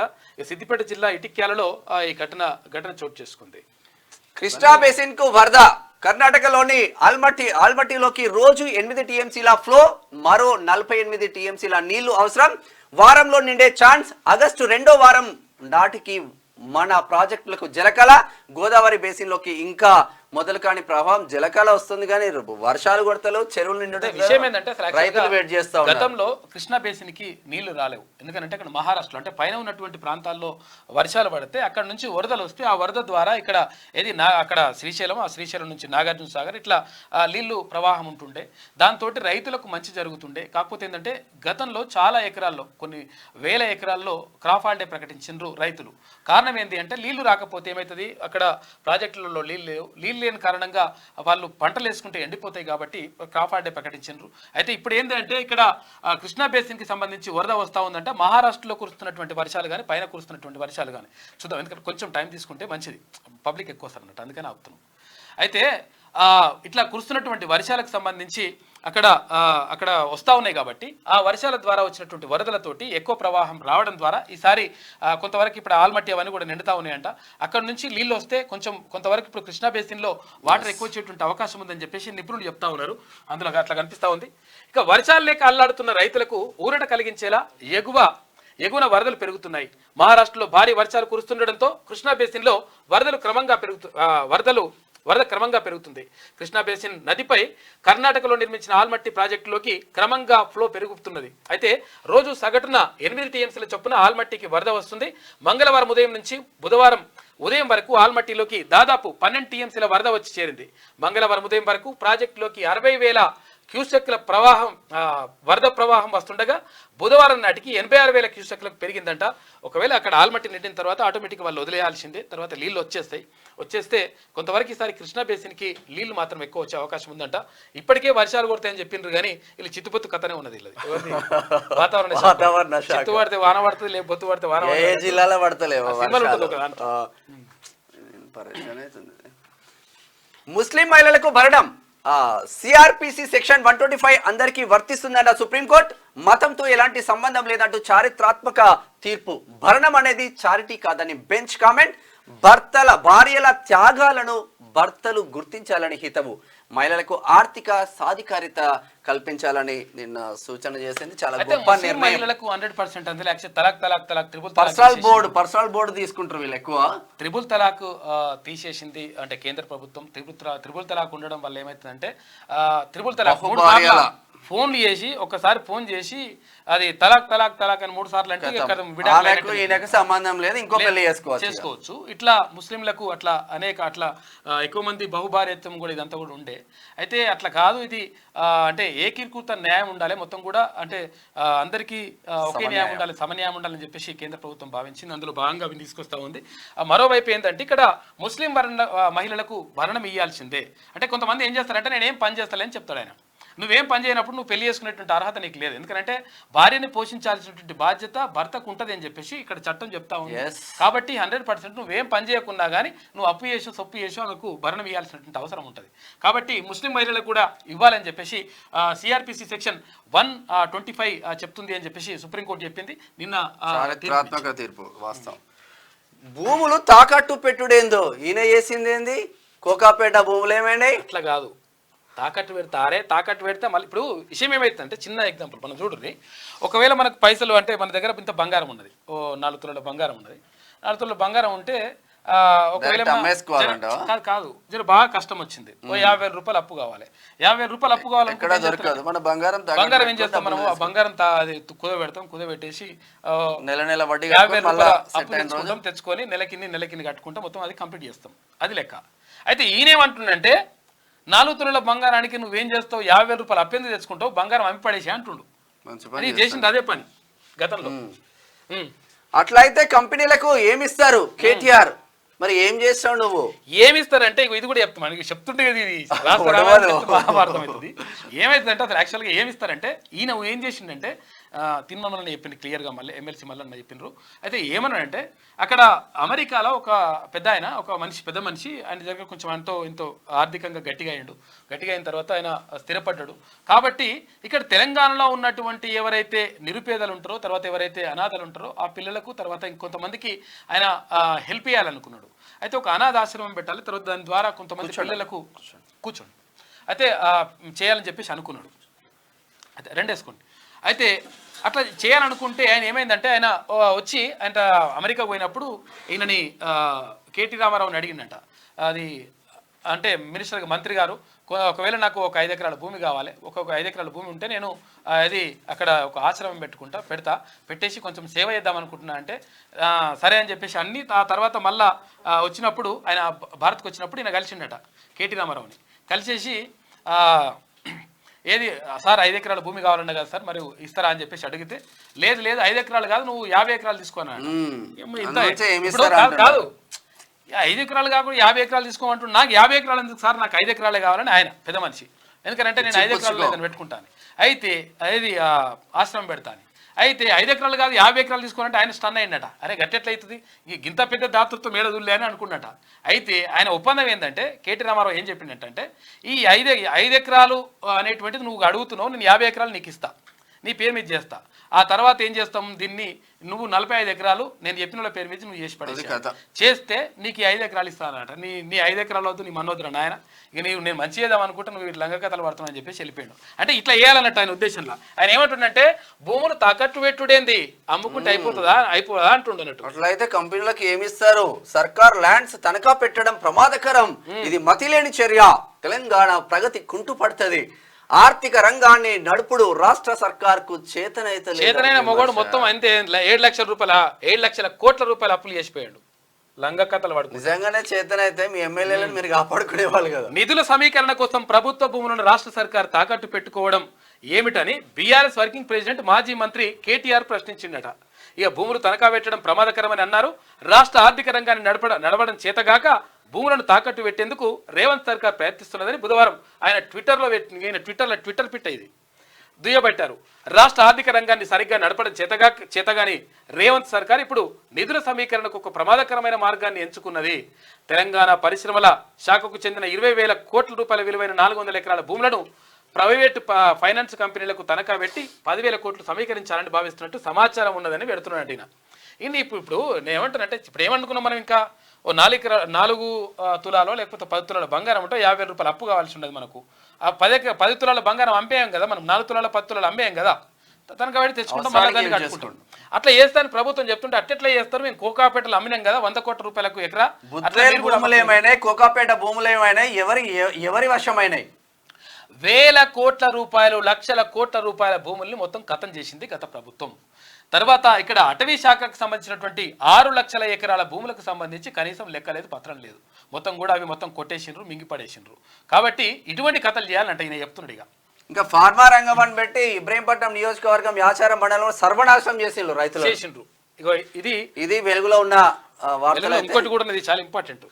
ఇక తీన్మార్ చూసుకుంటే ఇక్కడ క్యాంటీన్ ఉందంట, క్యాంటీన్ పోయిండు ఒక ఆయన, పోయి చట్నీలో ఎలక పడదు కదా నిన్న, ఏది అక్కడ సుల్తాన్పూర్ జేఎన్టీలో చట్నీలో ఎలక పడి ఎలక తిరుగుతుంది, అందులో తిరుగుతుంది కదా. అది చూసి మనోడు ఏమంటుండంట అంటే రోజు దీన్ని కూడా తెచ్చుకుంటా సార్ అంటుండే, ఎందుకంటే అది ఒక ఎలక పడితే అది పిల్లి పోయి తెచ్చుకుంటుంది కదా, దాన్ని తినేస్తాను. దామోదర రాజనరసింహ నియోజకవర్గం అదే ఆయన ఏం చేస్తారులే పాపం, కానీ అవి జరగకుండా చూసుకోవాలి, తనిఖీలు చేపట్టాలి, అది చాలా ఇంపార్టెంట్.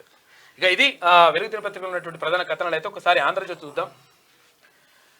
గరిష్ట పరిహారం, జాతీయ రహదారులకు భూసేకరణలో మానవీయ కోణంతో వ్యవహరించాలి, రైతులకు వీలైనంత ఎక్కువ మొత్తం దక్కేలా చూడండి, ఇక వారితో కలెక్టర్లే మాట్లాడాలి, RRR మొత్తానికి ఓకే నెంబరు, కేంద్రం NHAIతో వెంటనే త్రైపాక్షిక ఒప్పందం చేసుకోండి, ప్రత్యామ్నాయ భూములు ఇచ్చి అటవీ భూములు తీసుకోండి, జాతీయ రహదారులపై సమీక్షలో ముఖ్యమంత్రి రేవంత్ రెడ్డి మాట్లాడారు.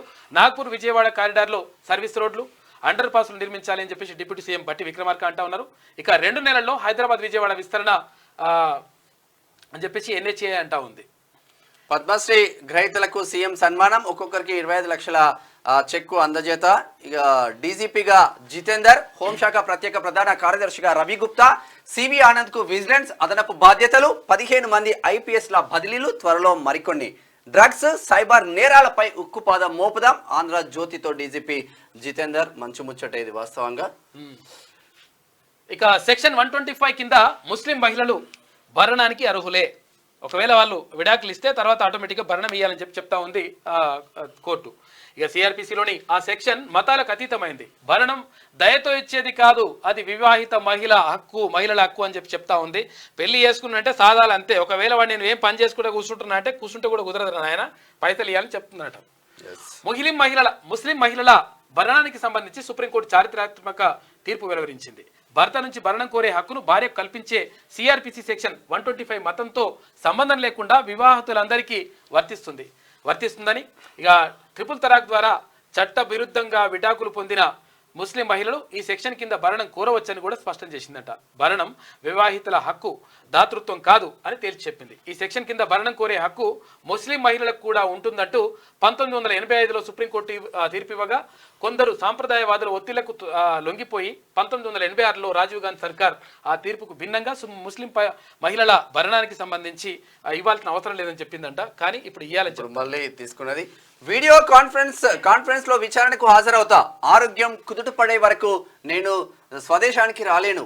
అచ్చా, బీపీ గుండె సమస్యలు పెరిగాయి, వైద్య నిపుణుల పర్యవేక్షణలో ఉన్న ఇంటెలిజెన్స్ మాజీ చీఫ్ ప్రభాకర్ రావు అప్పుడేమో క్యాన్సర్ కోసం పోయినా అని చెప్పిండ్రు. ఫోన్ ట్యాపింగ్ కేసు దర్యాప్తు చేస్తున్న అధికారులకు ఈమెయిల్. బీపీ గుండె ఇవన్నీ కూడా ఎందుకు వచ్చినాయి అంటే ఈ లంగ కథలు పడితే వచ్చినాయి. మీరు మంచిగా ఒక పోలీస్ అధికారిగా ఉన్నతాధికారిగా ఉండి ఈ ఫోన్ ట్యాపింగ్ చేసి ఈ రంగరంగ కథలని పడితే ఏమవుతుంది? ఇప్పుడు ఆయన నుంచి గుండెపోటు అంటున్నారు. భార్యాభర్తలు మాట్లాడుకునే సంభాషణలు కూడా విన్నారంటే ఎంత దుర్మార్గులో మీరు అర్థమవుతుంది. నిజంగా మీరు తప్పు చేయకపోతే బరాబర్ దేశానికి వచ్చేవాళ్ళు కదా. జడ్జి కుటుంబ సభ్యుల పేర్లు ఎలా వెల్లడిస్తారు? ఫోన్ ట్యాపింగ్ వ్యవహారంలో మీడియా తీరుపై హైకోర్టు అభ్యంతరం వ్యక్తం చేసింది.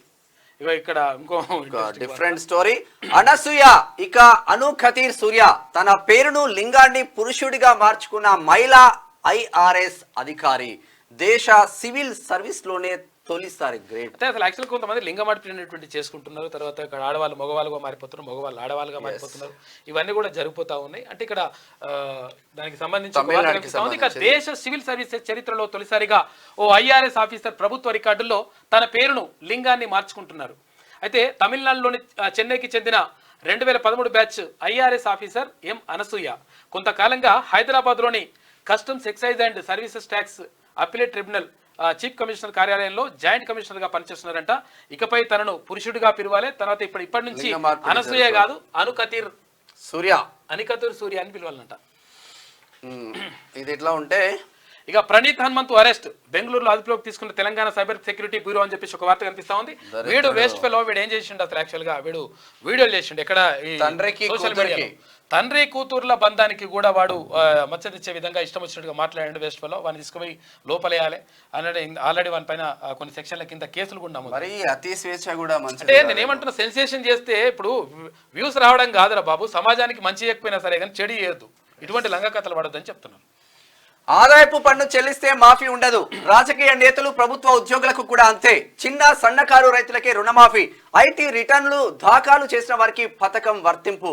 అచ్చా, రైతు రుణమాఫీ మార్గదర్శకాలపై కొనసాగుతున్న కసరత్తు. ముఖ్యమంత్రి కార్యాలయంలో ఐటీ చెల్లింపుదారుల జాబితా ఉన్నదంట. 10 ఎకరాల పరిమితి, కౌలు రైతులకు భరోసా. ఇక ఐటీ రిటర్న్స్ దాఖలు చేసిన వారికి, రేషన్ కార్డు లేని వారికి ఇవ్వాలి.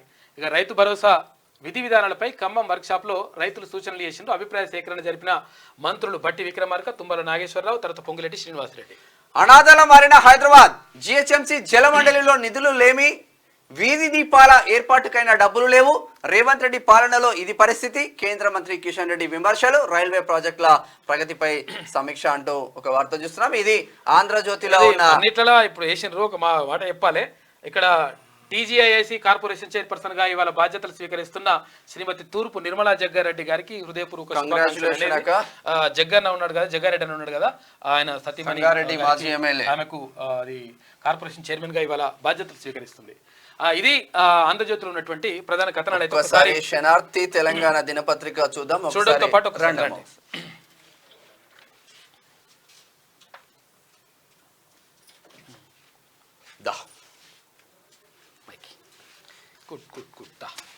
ఏం జరిగిందన్న పాపకి?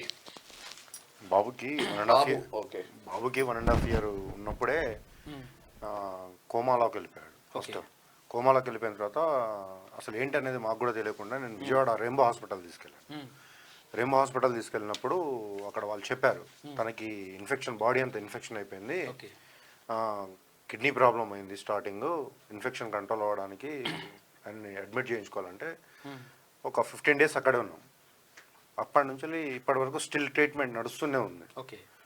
కంప్లీట్ ప్రోటీన్స్ లాసు 6 monthsకి ఒకసారి, 4 monthsకి ఒకసారి, ఇట్లా కంటిన్యూస్ నడుస్తూనే ఉంది. ఇప్పుడు మళ్ళా ఇప్పుడు 2 days నుంచి వెళ్ళి మళ్ళీ వాపు వచ్చింది. నేను డాక్టర్ని కన్సల్ట్ అయితే కంప్లీట్ బాడీ మొత్తం స్పెల్లింగ్ వస్తుంది.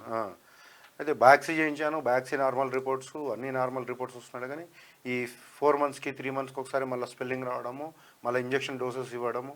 లాస్ట్ 6 injections ఇచ్చారు, 4 doses. 4 doses ఎన్ని సంవత్సరాలు ఉంది ఇప్పుడు? 5 years. 5 years. ఏం పేరు నీ పేరు? ఏం పేరు బేటా? పేరేం పేరు? వరుణ్. వరుణ్ రావు. వరుణ్ రావు. ఎక్కడి నుంచి వచ్చారు? మేము భద్రాద్రి కొత్తగూడెం జిల్లా, కొత్తగూడెం.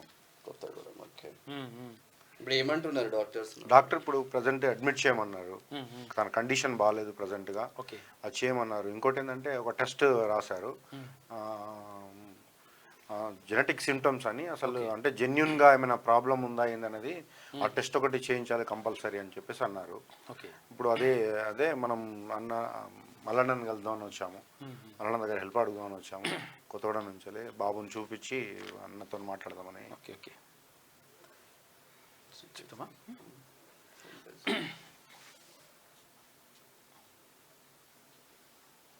ఫోన్పే, గూగుల్ పే ఏమన్నా నెంబర్ ఉందా? ఏమన్నా పెడతామా, లేకపోతే మనతో మాట్లాడే సెలవుస్ తీసుకుంటారా? అంటే మీ ఒపీనియన్.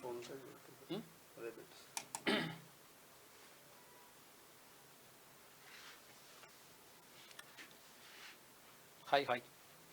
అయితే చాలామందికి అసలు యాక్చువల్గా విషయం ఏంటంటే ప్రభుత్వం కూడా దీనిపైన ఆలోచించాలి. ఎందుకంటే చాలామంది ఇబ్బంది పడుతూ ఉన్నారు. కొంటే వాళ్ళు ట్రీట్మెంట్ నిజంగా ఫ్రీ వైద్యం అందితే తల్లిదండ్రులకైనా ఎట్లా ఎంత మంచిగా ఉంటుంది. ప్రతి ఒక్కరికి ఒక భరోసా ఇవ్వాల్సిన అవసరం ప్రభుత్వం పైన ఉంటుంది. ప్రభుత్వం దీనిపైన దృష్టి పెట్టాలి 100%. దీనిపైన ప్రత్యేకంగా ఆలోచించాల్సిన అవసరం ఉన్నది. తర్వాత ఇక్కడ కానీ తర్వాత ఇంకా స్కూల్కి వెళ్తే ఫీజుల విషయంలో కానీ లక్షలు మొత్తం కూడా గుంతా ఉన్నారు. అక్కడ అవుతున్నాయి. తర్వాత ఈ హాస్పిటల్లోకి వెళ్తే కూడా లక్షల ఫీజులు అయితే ఇక్కడ ఏం చేయాలో అర్థం కాని పరిస్థితిలోకి వెళ్ళిపోతున్నారు. కాబట్టి భరోసా ఇవ్వాలి. ఫోన్పే, గూగుల్ పే నెంబర్ ఉంది, చెప్పండి. మీ నెంబర్ చెప్పండి. Google pay number 9000 22 34 77. నేమ్ చెప్పండి. ధనరాజ్. ధనరాజ్ అని వస్తుందా? బాణోత్ ధనరాజ్ అని వస్తుంది. బాణోత్ ధనరాజ్ అని వస్తుంది. బాణోత్ బిహెచ్ఏనా పైన? BONOTH.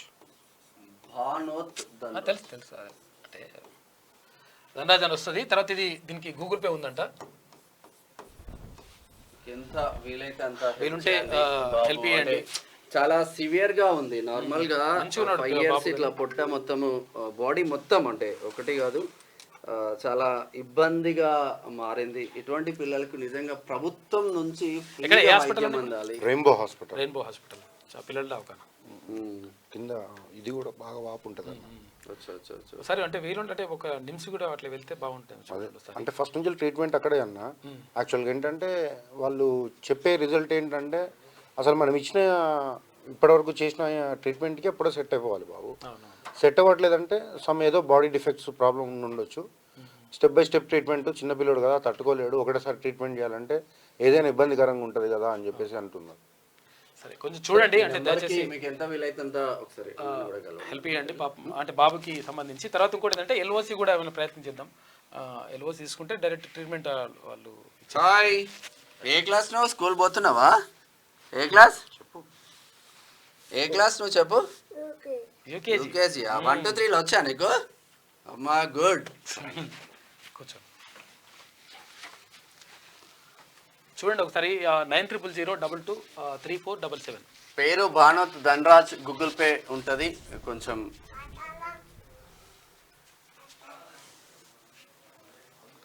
ఒకసారి శనార్థి దినపత్రిక ఒకసారి చూసే ప్రయత్నం చేద్దాం. మానవీయ కోణంలో భూసేకరణ పరిహారం విషయంలో రాజీ పడద్దు, రైతులతో కలెక్టర్లు నేరుగా మాట్లాడాలి. RRR అంతటికీ ఒకే నెంబర్. ప్రత్యామ్నాయ భూ కేటాయింపులో అటవీ భూములు స్వాధీనం. NHAI పరిధి సమస్యలపై సమీక్షలో సీఎం రేవంత్. నాగ్పూర్ విజయవాడ కారిడార్కు పరిహారంపై రైతులను ఒప్పిస్తున్నాం. తుమ్మల నాగేశ్వరరావు మంత్రి గారు అంటున్నారు. గ్రామాలున్న చోట సర్వీస్ రోడ్లు నిర్మించాలి బట్టి విక్రమార్క డిప్యూటీ సీఎం. హైదరాబాద్ విజయవాడ రహదారి పనులు చేపట్టాలంటూ మంత్రి కోమటిరెడ్డి వెంకటరెడ్డి. ఇక మానవీయ కోణంలో ఆలోచించి కొంచెం భూసేకరణ చేపట్టాలి, రైతులకు మంచి జరగాలని చెప్పేసి ముఖ్యమంత్రి అంటా ఉన్నాడు. అది మంచి పరిణామం. ఇక్కడ అప్పుడు అట్లా ఇప్పుడు ఇట్లా నిరుద్యోగులు కలిసి వస్తలే. బీఆర్ఎస్ హయాంలో నోటిఫికేషన్లు రాలేదు. అయితే కాంగ్రెస్ సర్కార్లో నోటిఫికేషన్లు వచ్చినా ఎగ్జామ్ డేట్లతో సమస్యలు వస్తున్నాయి. రెచ్చగొట్టేందుకు బీఆర్ఎస్ కుట్రలు చేస్తా ఉంది. ఇది మాత్రం వాస్తవం.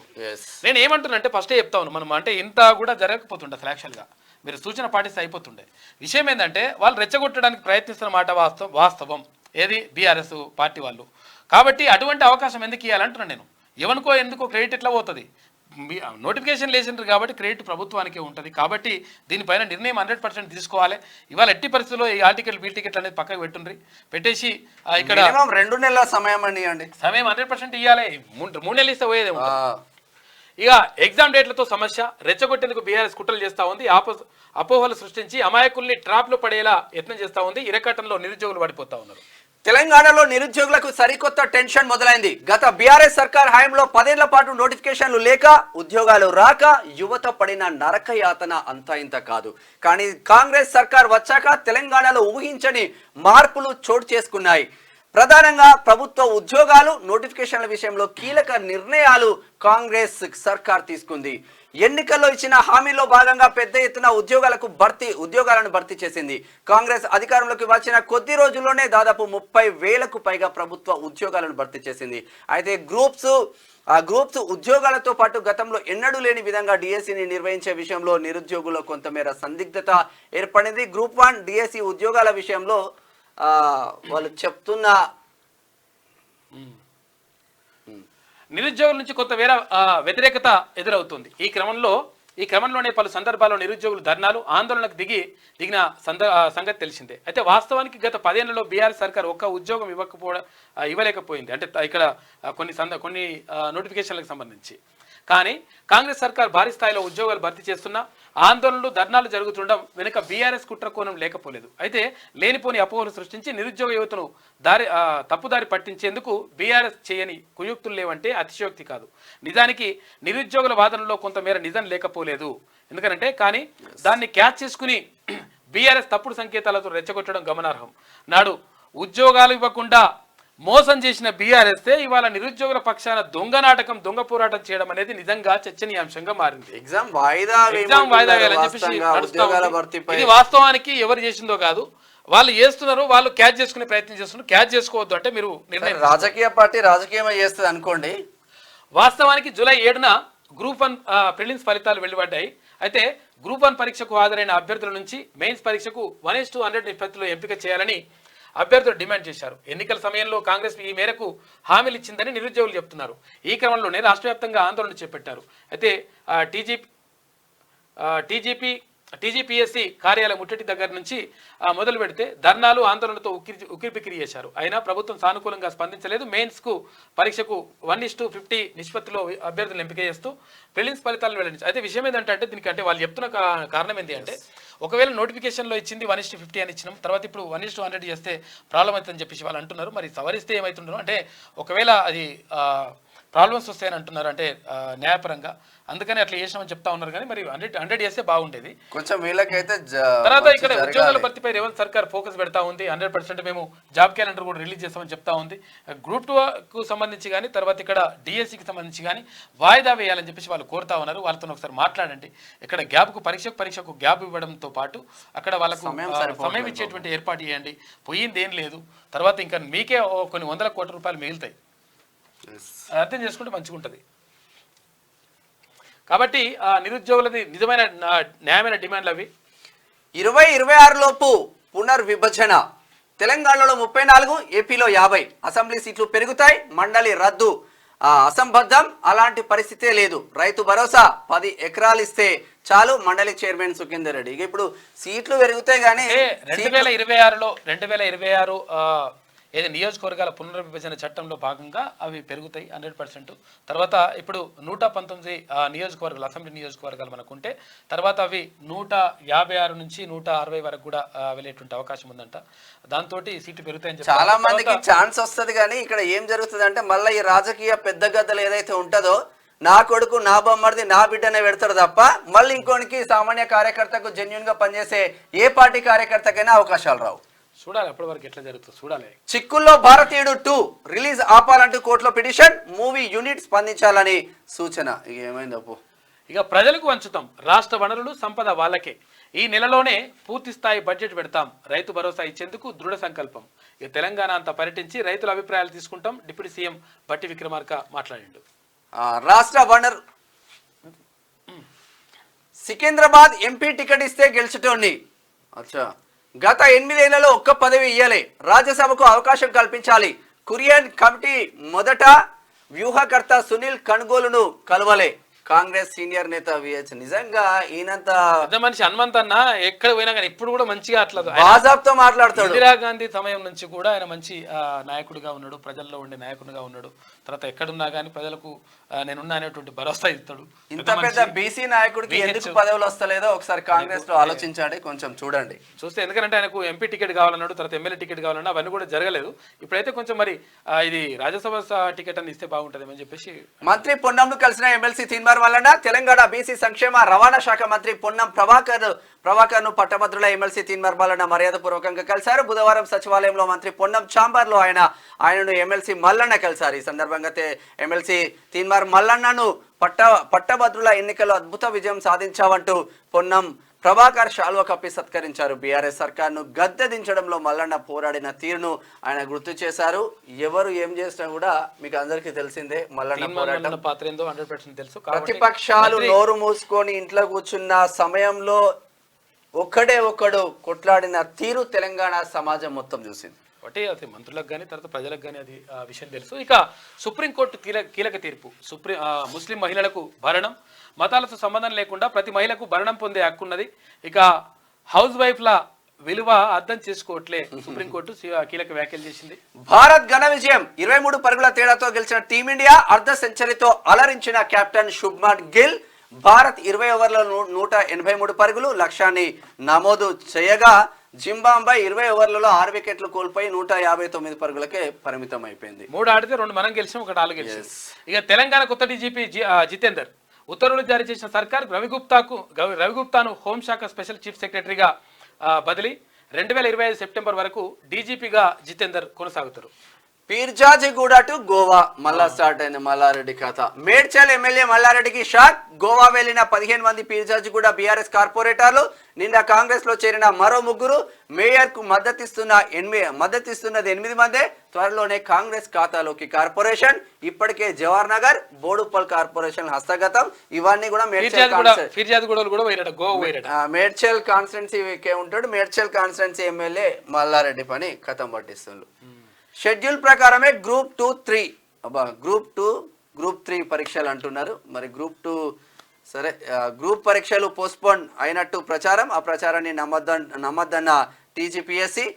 టీజీపీఎస్సీకి ఇది చేసేందుకు నీకు టైం దొరుకుతున్నది, తీరిక దొరుకుతున్నది, కానీ దానిపైన మాట్లాడేందుకు తీరిక దొరుకుతలేదా? డిఎస్సీ అభ్యర్థులతో మాట్లాడండి. డిఎస్సీ అభ్యర్థులతో విద్యాశాఖ మాట్లాడాలి.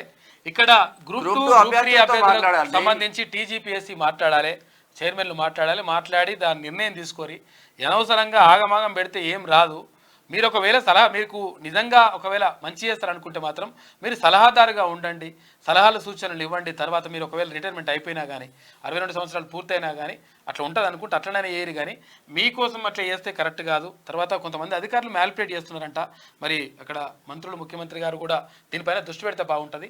ఇంటెలిజెన్స్ సరైనటువంటి నివేదిక ఇవ్వండి. కింద గ్రౌండ్లో జరుగుతుంది నిజంగా కూడా నిరుద్యోగులు చేస్తున్నటువంటి ఉద్యమం ఎవడో చేస్తలేడు, కాకపోతే వాళ్ళు క్యాచ్ చేసుకుంటున్నారు. దాన్ని క్యాచ్ చేసుకుంటారని చెప్పండి, కొంచెం తెలుస్తుంది.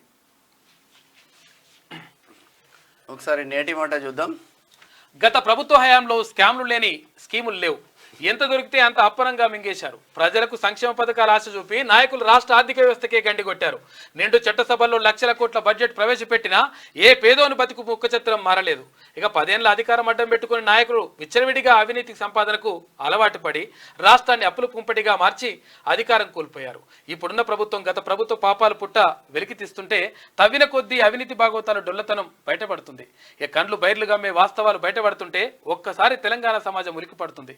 ఇక బిల్లారంగాలు ఉన్నారు కదా, పబ్లిక్ మైండ్ సెట్ను డైవర్ట్ చేసేందుకు కొత్త రాగం ఎంచుకున్నారు. ప్రజలకు సేవ చేయండి అని అధికారం అప్పచెప్తే అదే ప్రజల అమాయకత్వాన్ని అడ్డం పెట్టుకొని అంది వచ్చిన అవకాశాన్ని వదులుకోకుండా ప్రజల రక్తాన్ని తాగి ఇప్పుడు మూతులు తుడుచుకుంటున్నారు, నీతులు చెప్తున్నారని చెప్పేసి అక్కడ పెద్దపల్లి రాజన్న మూతులు తుడుచుకుంటున్నారంటే కేటీఆర్ గురించి మంచిగా కరెక్ట్ రాష్ట్రం.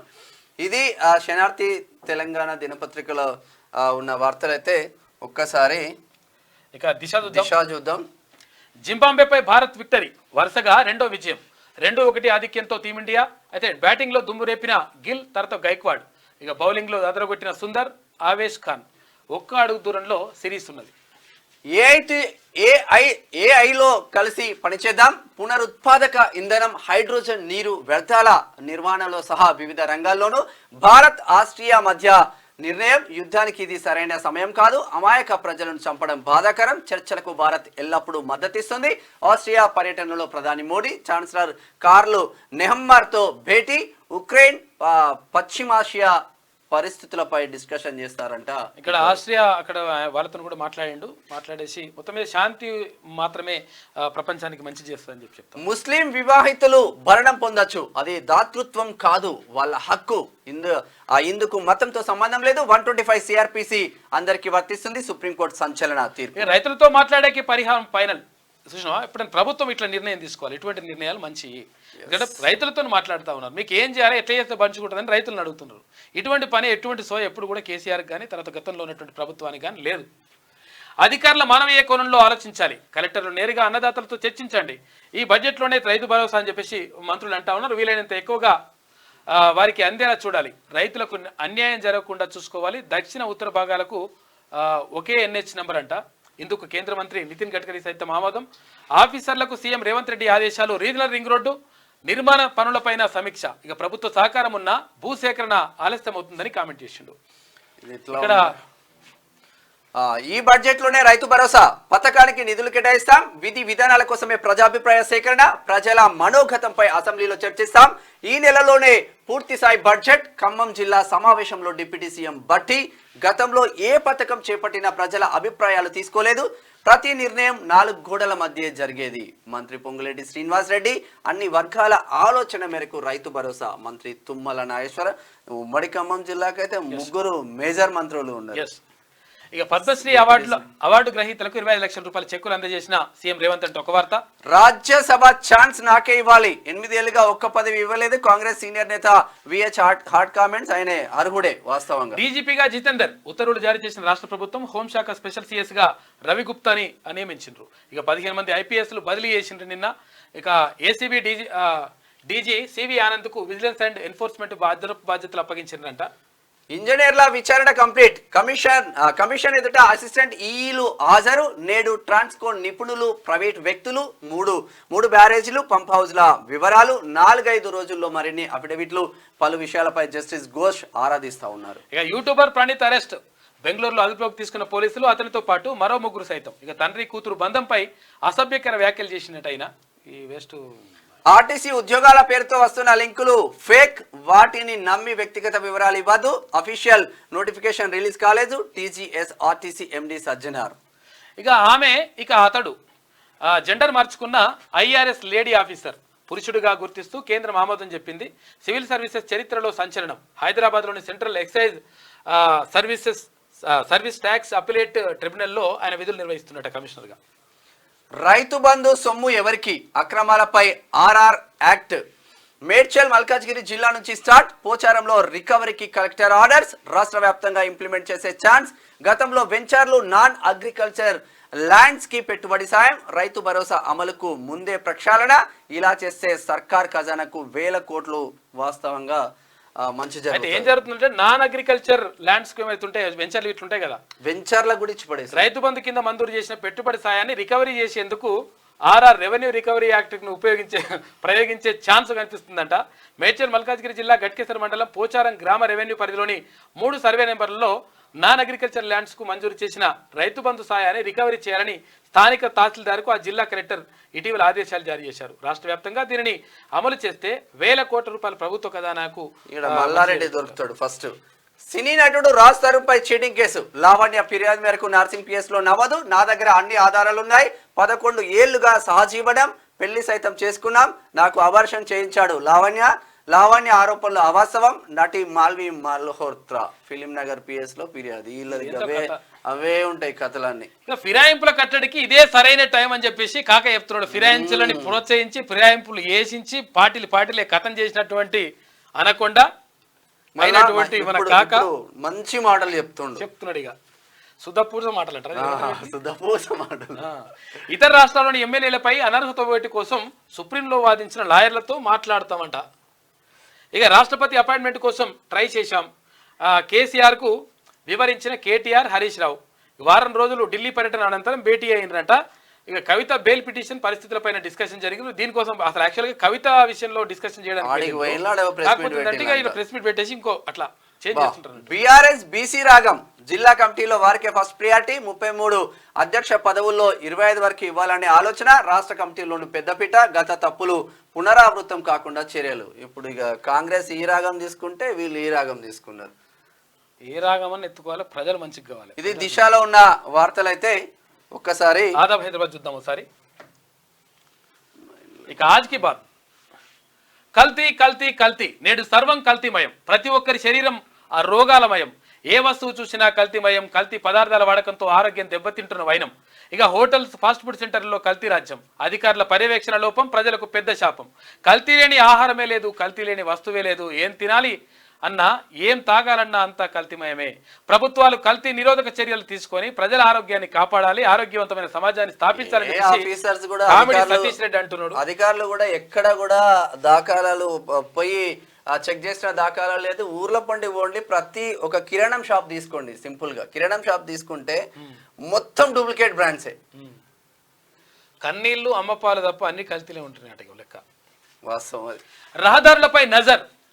రహదారుల విస్తరణకు అధిక ప్రాధాన్యం. ఎన్హెచ్ఏ అధికారులతో సమన్వయం చేసుకోవాలి. భూసేకరణ సమస్యలు రాకుండా రైతులతో చర్చించాలి. వారికి వీలైనంత ఎక్కువ పరిహారం ఇచ్చేలా చూడాలి. 2 నెలల్లో హైదరాబాద్ విజయవాడ రహదారి విస్తరణ. త్రిపులార్ భూసేకరణకు ఉన్న అడ్డంకులు తొలగించాలి. కలెక్టర్లు అధికారులతో సమీక్షించిన సీఎం రేవంత్ రెడ్డి. పేర్లు, ఫోటోలు బహిర్గతం చేయొద్దు. ఫోన్ ట్యాపింగ్ వ్యవహారంలో జడ్జీలు వాళ్ళ కుటుంబ సభ్యుల పేర్లు మీడియాలో ప్రసారం చేయొద్దని హైకోర్టు ధర్మాసనం ఆదేశించింది. సంయమనం పాటించాలని మీడియాకు సూచన. జడ్జీల పేర్లు, ఫోన్ నెంబర్లు వెల్లడించొద్దని ఆదేశాలు. వ్యక్తిగత జీవితాలతో రాద్ధాంతం చేయొద్దు. ఆ ఫోన్ ట్యాపింగ్ కేసుపై హైకోర్టు సుమోటో విచారణ చేస్తా ఉంది. ఇక 15 మంది ఐపీఎస్ అధికారులు బదిలీ అయిన నిన్న. శాంతి భద్రత అదనపు డీజీపీగా మహేష్ భగవత్ నియామకం. గ్రేహౌండ్స్ ఏడీజీగా స్టీఫెన్ రవీంద్ర నియామకం. టీజీఎస్పీ బెటాలియన్ల అదనపు డీజీగా సంజయ్ కుమార్ నియామకమైనరు. పోలీస్ బాస్ గా జితేందర్, తెలంగాణ డీజీపీగా జితేందర్ నియామకం. ప్రభుత్వం ఉత్తర్వులు, వెంటనే బాధ్యతలు. 1992 ఏపీ క్యాడర్ కు చెందిన ఐపీఎస్ అధికారి 2025 సెప్టెంబర్లో పదవి విరమణ. సీఎం రేవంత్ తో మర్యాదపూర్వక భేటీ. హోంశాఖ ప్రత్యేక ప్రధాన కార్యదర్శిగా రవి గుప్తా. 14 నెలల పాటు ఆయన డీజీపీగా కొనసాగుతారు. ఇక రాష్ట్ర వనరులు, సంపద ప్రజలకే. రైతు బంధుపై దృఢ సంకల్పంతో ఉన్నాం. వ్యవసాయ రంగాన్ని కాపాడుకునే ప్రయత్నం. ఇక అర్హులైన వారికే రైతు భరోసా పెట్టుబడి. చిన్న సన్నకారు రైతులకే చేయూత. ఈ నెలలోనే పూర్తి స్థాయి బడ్జెట్ ప్రవేశపెడతాం. తెలంగాణ ప్రజల అభిప్రాయం తీసుకుంటాం. మంత్రులు బట్టి, పొంగులేటి, తుమ్మల నాగేశ్వరరావు. ఇట్లా ఉంటే డాక్టర్ రజనీష్ కాంత్ సేవలు బేష్. వైద్య వృత్తిలో ఎనలేని కృషి. 40 ఏళ్లకే ఎన్నో అవార్డులు, మరెన్నో ప్రశంసలు. చిరో ప్రాక్టీస్ లో మెరుగైన వైద్యం. ప్రతి నెల 100 మంది పేద రోగులకు ఉచితంగా చికిత్స. డాక్టర్ కాంత్ ను అభినందించిన body reset wellness centre Hyderabad అంటూ ఒక వార్త చూస్తున్నాం.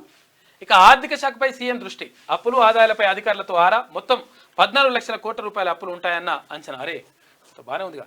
శ్వేతపత్రం విడుదలకు సీఎం కసరత్తు చేస్తా ఉన్నారు. ఓటాన్ అకౌంట్ ద్వారా గట్టెక్కేందుకు ప్రయత్నం అంట. నాన్ కే వాస్తు నోటీసులు. ఉత్తుత్తి నోటీసులు ఇచ్చి చేతులు చాపిన ఇరిగేషన్ అధికారులు. ఆదాబ్ వార్తతో కదిలిన ప్రభుత్వ యంత్రాంగం. జర్రవాగును కాపాడండి సారు అనే శీర్షికతో ఆదాబ్లో వార్త. మహేశ్వరం మండలం తూప్రా కుర్దు గ్రామస్తులు కలెక్టర్కు ఫిర్యాదు. మిగులు భూమిని కబ్జా చేసిన సుబిషి గ్రూప్ ఆఫ్ కంపెనీ. పంట పొలాలు కొనుగోలు చేసి వెంచర్ ఏర్పాటు. సుబిషి కంపెనీకి ఇరిగేషన్ ఏఈ గోవింద్ నాయక్ పూర్తి సహకారం. ఎన్ఓసి లేకుండా వాగులో అడ్డుగా అక్రమంగా నిర్మాణాలు చర్యలు మరిచిన మహేశ్వరం మండల ఇరిగేషన్ అధికారులు పట్టించుకుంటలేరట. ఇక బీఆర్ఎస్ సర్కారులో బదిలీలు, గత ప్రభుత్వంలో యథేచ్ఛగా అక్రమ బదిలీలు, నాటి మంత్రి శ్రీనివాస్ అండదండలతో అరాచకాలు, ఇక అసెంబ్లీ ఎన్నికలకు ముందే పలువురికి స్థానచలనం అంట. ఎక్సైజ్ శాఖలో నిజాయితీ పరులకు తీవ్ర అన్యాయం జరుగుతూ ఉంది. ప్రశ్నించిన అధికారులకు ఉద్యోగులకు వేధింపులంట. ఇవాళ అదే కంటిన్యూ చేస్తున్న కాంగ్రెస్ సర్కార్ కేసీఆర్ పెత్తనానికి అధికారులు ఫుల్ సపోర్ట్ చేసిండ్రంట.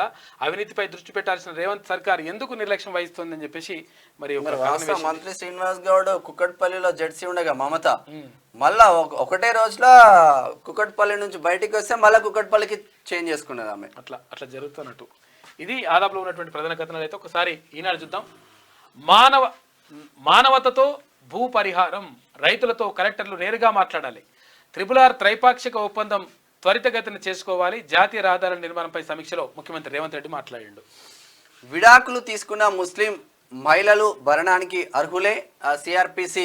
సిఆర్పిసిలోని సెక్షన్ 125 వీరికి వర్తిస్తుంది. ఇది లౌకిక నిబంధన, దీనికి మతంతో సంబంధం లేదు. 1986 నాటి ముస్లిం మహిళల చట్టం ఎందుకు అడ్డురాదంటూ ఒక వార్త చూస్తున్నాం. వీధి కుక్కల దాడుల్లో పిల్లలు చనిపోతున్నారు. ఇది తీవ్రంగా పరిగణించాల్సిన అంశం. గణాంకాలు కాదు, చర్యలు కావాలి. నియంత్రణకు వారంలోగా కమిటీ ఏర్పాటు కావాలని చెప్పేసి హైకోర్టు ఆదేశాలు జారీ చేసింది. హైకోర్టు ఆదేశాలు జారీ చేసేదాకా రాష్ట్ర ప్రభుత్వం పట్టించుకోదు. డ్రగ్స్ నియంత్రణకు ప్రాధాన్యం. బాధ్యతల స్వీకరణ సందర్భంగా కొత్త డీజీపీ జితేందర్, పలువురు ఐపీఎస్లకు స్థానచలనం. రవి గుప్తాకు హోంశాఖ, సివి ఆనంద్కు అదనంగా విజిలెన్స్ అండ్ ఎన్ఫోర్స్మెంట్ నిన్న ఇచ్చింది. ఇక యుద్ధానికి సమయం కాదు, అమాయకుల ప్రాణాలు తీయడం సరికాదని చెప్పేసి ప్రధాని మోడీ అంటున్నాడు. ఆస్ట్రియా ఛాన్సలర్ అధ్యక్షులతో భేటీ అయ్యిండు. సంయుక్త ప్రకటన విడుదల చేసిండ్రు. తితిదే మాజీ ఈవో ధర్మారెడ్డిపై విజిలెన్స్ విచారణ. సమాచార పౌర సంబంధాల శాఖ మాజీ కమిషనర్ విజయ్ కుమార్ రెడ్డి పైన ఆదేశించిన ఏపీ ప్రభుత్వం. తితిదే అని రాస్తుంది తిరుమల తిరుపతి దేవస్థానం. ఇక వైద్య విధాన పరిషత్ రద్దు, ఆ స్థానంలో డైరెక్టరేట్ ఆఫ్ సెకండరీ హెల్త్ ఏర్పాటంట. రానున్న అసెంబ్లీ సమావేశాల్లోనే బిల్లు పెడతారు. ఇక ప్రతి 30 కిలోమీటర్ల పరిధిలో మెరుగైన వైద్య సదుపాయం లక్ష్యంగా ప్రభుత్వం అడుగులేస్తా ఉందని చెప్పేసి ఒక వార్త. తెలుగు పర్ఫెక్ట్ రాయాలంటే ఈనాడే తెలుగులో. చిన్న పొరపాట్లు చేశామని చెప్పేసి కేటీఆర్ అంటున్నాడు. చాలా చిన్న రంధ్రాలే, ఇలా అవుతుంది అనుకోలేదు సార్ అని చెప్పేసి కాళేశ్వరం కథ గిట్ల. ఇది ఈనాడులో ఉన్న వార్తలు. అయితే ఒక్కసారిగా ఆమె ఇక చూసుకో, ఇగో ఇట్లా ఎత్తుకుంటుంది ఆమె. మీకు అర్థమవుతలేదు. ఇగో ఇట్లా ఎత్తుకుంటుంది. ఇట్లా ఎత్తుకొని ఇక మేమే చేసినాం, మేము చేస్తా ఉద్యమం అని అంటది అన్నట్టు. అందుకని అట్లా అవకాశం ఇవ్వద్దు. ఇప్పుడు ఫోటోలకు కూడా అవకాశం లేకపోతుండే. జర్నలిస్టులపై దాడులు ఓయిలో ఉద్యమకాలం నాటి దృశ్యం అంట. పోలీసుల ఉక్కుపాదం, ఆంక్షల వలయంలో ఆర్ట్స్ కాలేజ్ హాస్టళ్లలో చొరబడి అరెస్టులు, జర్నలిస్టులపైన విరుచుకుపడిన పోలీసులు, గల్లాపట్టి లాక్కెళ్లిన దౌర్జన్యం అని చెప్పేసి ఇట్లా మీడియా కవర్ చేస్తుంటే కూడా ఇష్టం ఉన్నట్టు బూతులు. మన్నే క్రిషాంక్ అంటే ఇక తెలుసు కదా మీకు. అట్లా ఆయన మీడియా స్వేచ్ఛను కాలరాస్తారా జర్నలిస్టులు? మీడియా స్వేచ్ఛ గురించి నువ్వే మాట్లాడాలి హరీష్ రావు. నువ్వు మాట్లాడాలి, తెలంగాణలో ఉందా? ఎన్ని కేసులు పెట్టిండ్రు? అటెంప్ట్ మా మీద దాడి చేసి, మా మీద దాడి చేయించి, మీరు చేయించి, మళ్ళీ మా పైన అటెంప్ట్ మర్డర్ కేసులు పెట్టియలేదా మీరు? ఇంకా లంగ కథల గురించి మీరు మాట్లాడాలి. ఇక కోచింగ్ సెంటర్ల నిర్వాహకులు నీలా రియల్ ఎస్టేట్ వ్యాపారుల నిరుద్యోగులను కిరాయి మనుషులు అంటావా? ఏపీలో సాధ్యమైన 1:100, ఇక్కడ ఎందుకు కాదు అంటూ ఆర్ఎస్ ప్రవీణ్ కుమార్. గురుకుల బదిలీల్లో రచ్చ, కౌన్సిలింగ్ తీరుపై టీచర్ల ఆగ్రహం, అర్ధరాత్రి వరకు సాగిన ఆందోళన, పోలీసుల రంగ ప్రవేశంతో ఉద్రిక్తతనంట. బదిలీ కావాలంటే ఉండండి, లేదంటే వెళ్ళిపోండి. సోషల్ వెల్ఫేర్ గురుకుల సొసైటీ బెదిరింపు ధోరణి అంట. ఖాళీల్లో తప్పులు, ఇక రాత్రికి రాత్రే జోన్ల మార్పు అంట. టీచింగ్ నాన్ టీచింగ్ స్టాఫ్కు ఒకే రోజు నిర్వహణ అంట. బదిలీలో గందరగోళం, టీచర్ల పడిగా కొంచెం జాగ్రత్త చూసుకుంటే అయిపోతుంది. ఇది డీజీపీగా జితేందర్ బాధ్యతలు స్వీకరించిన 1992 బ్యాచ్ ఐపీఎస్ హోంశాఖ ప్రధాన కార్యదర్శిగా రవి గుప్తా 15 మందికి స్థానచలనం. మరో 2 రైతుల ఆత్మహత్య, అప్పులు తీర్చలేక బలవన్ మరణాలు. జనగామ భూపాలపల్లి జిల్లాలో ఘటన. అంటే గతంలో ఉన్న అప్పులు ఇవి. కేసీఆర్ పాప మీదంతా. 1 కోటి టన్నులు కరువాయి. కాంగ్రెస్ వచ్చాక ధాన్యం కొనుగోలులో తిరోగమనం. ఈ ఏడాది 95.34 లక్షల టన్నులకే పరిమితం. గతంలో ఏటా 1 కోటి టన్నులకు ఈయననే వండించుండే. కేసీఆర్ వండించవచ్చు. వరేస్తే ఉరే అని చెప్తావు కదా. మధుమేహాలకు లేజర్ బ్యాండేజీ, రక్తంలో గ్లూకోజ్ స్థాయి. ఇక యూట్యూబర్ ప్రణీత్ అరెస్ట్ అని చెప్పేసి ఒక వార్త. ఇక అమాస చీకట్లో బడి నిద్ర. దయ్యాలు లేవని నిరూపించేందుకు ప్రభుత్వ ఉపాధ్యాయుడు ప్రయత్నం. మంచి నిర్ణయం అది. భూసేకరణ బాధ్యత కలెక్టర్లదే, రైతులతో స్వయంగా వారే మాట్లాడి ఒప్పించాలి. 5గురే విద్యార్థులు అంటే 4 ఉపాధ్యాయులు. విద్యార్థులు లేని పాఠశాలలకు బదిలీ. రంగారెడ్డి జిల్లా విద్యాశాఖ నిర్వహణమని ఒక వార్త. బీసీ సంక్షేమ శాఖలో ఇష్టారాజ్యంగ పోస్టింగ్లు, అర్హతలు లేకుండా అదనపు బాధ్యతలు అంట. ఇక అదానికి ఎట్లిస్తారు? మరి అదాని దగ్గర పోయి ఫోటో సెల్ఫీ దిగింది ఎవరో. ముస్లిం మహిళలకు భరణం అని చెప్పేసి అక్కడ ఉంది కథ. ఇలా ఇటువంటి అభ్యర్థులనైతే పట్టించుకోండి. వీళ్ళు చేస్తుంది ఏం కాదు, వాళ్ళకి ఏం పోదు, అట్లా ఏం లేదు. కానీ 100% అది మూసి ఈమె ఓకే కనిపిస్తుంది మళ్ళీ ఆవిడనా.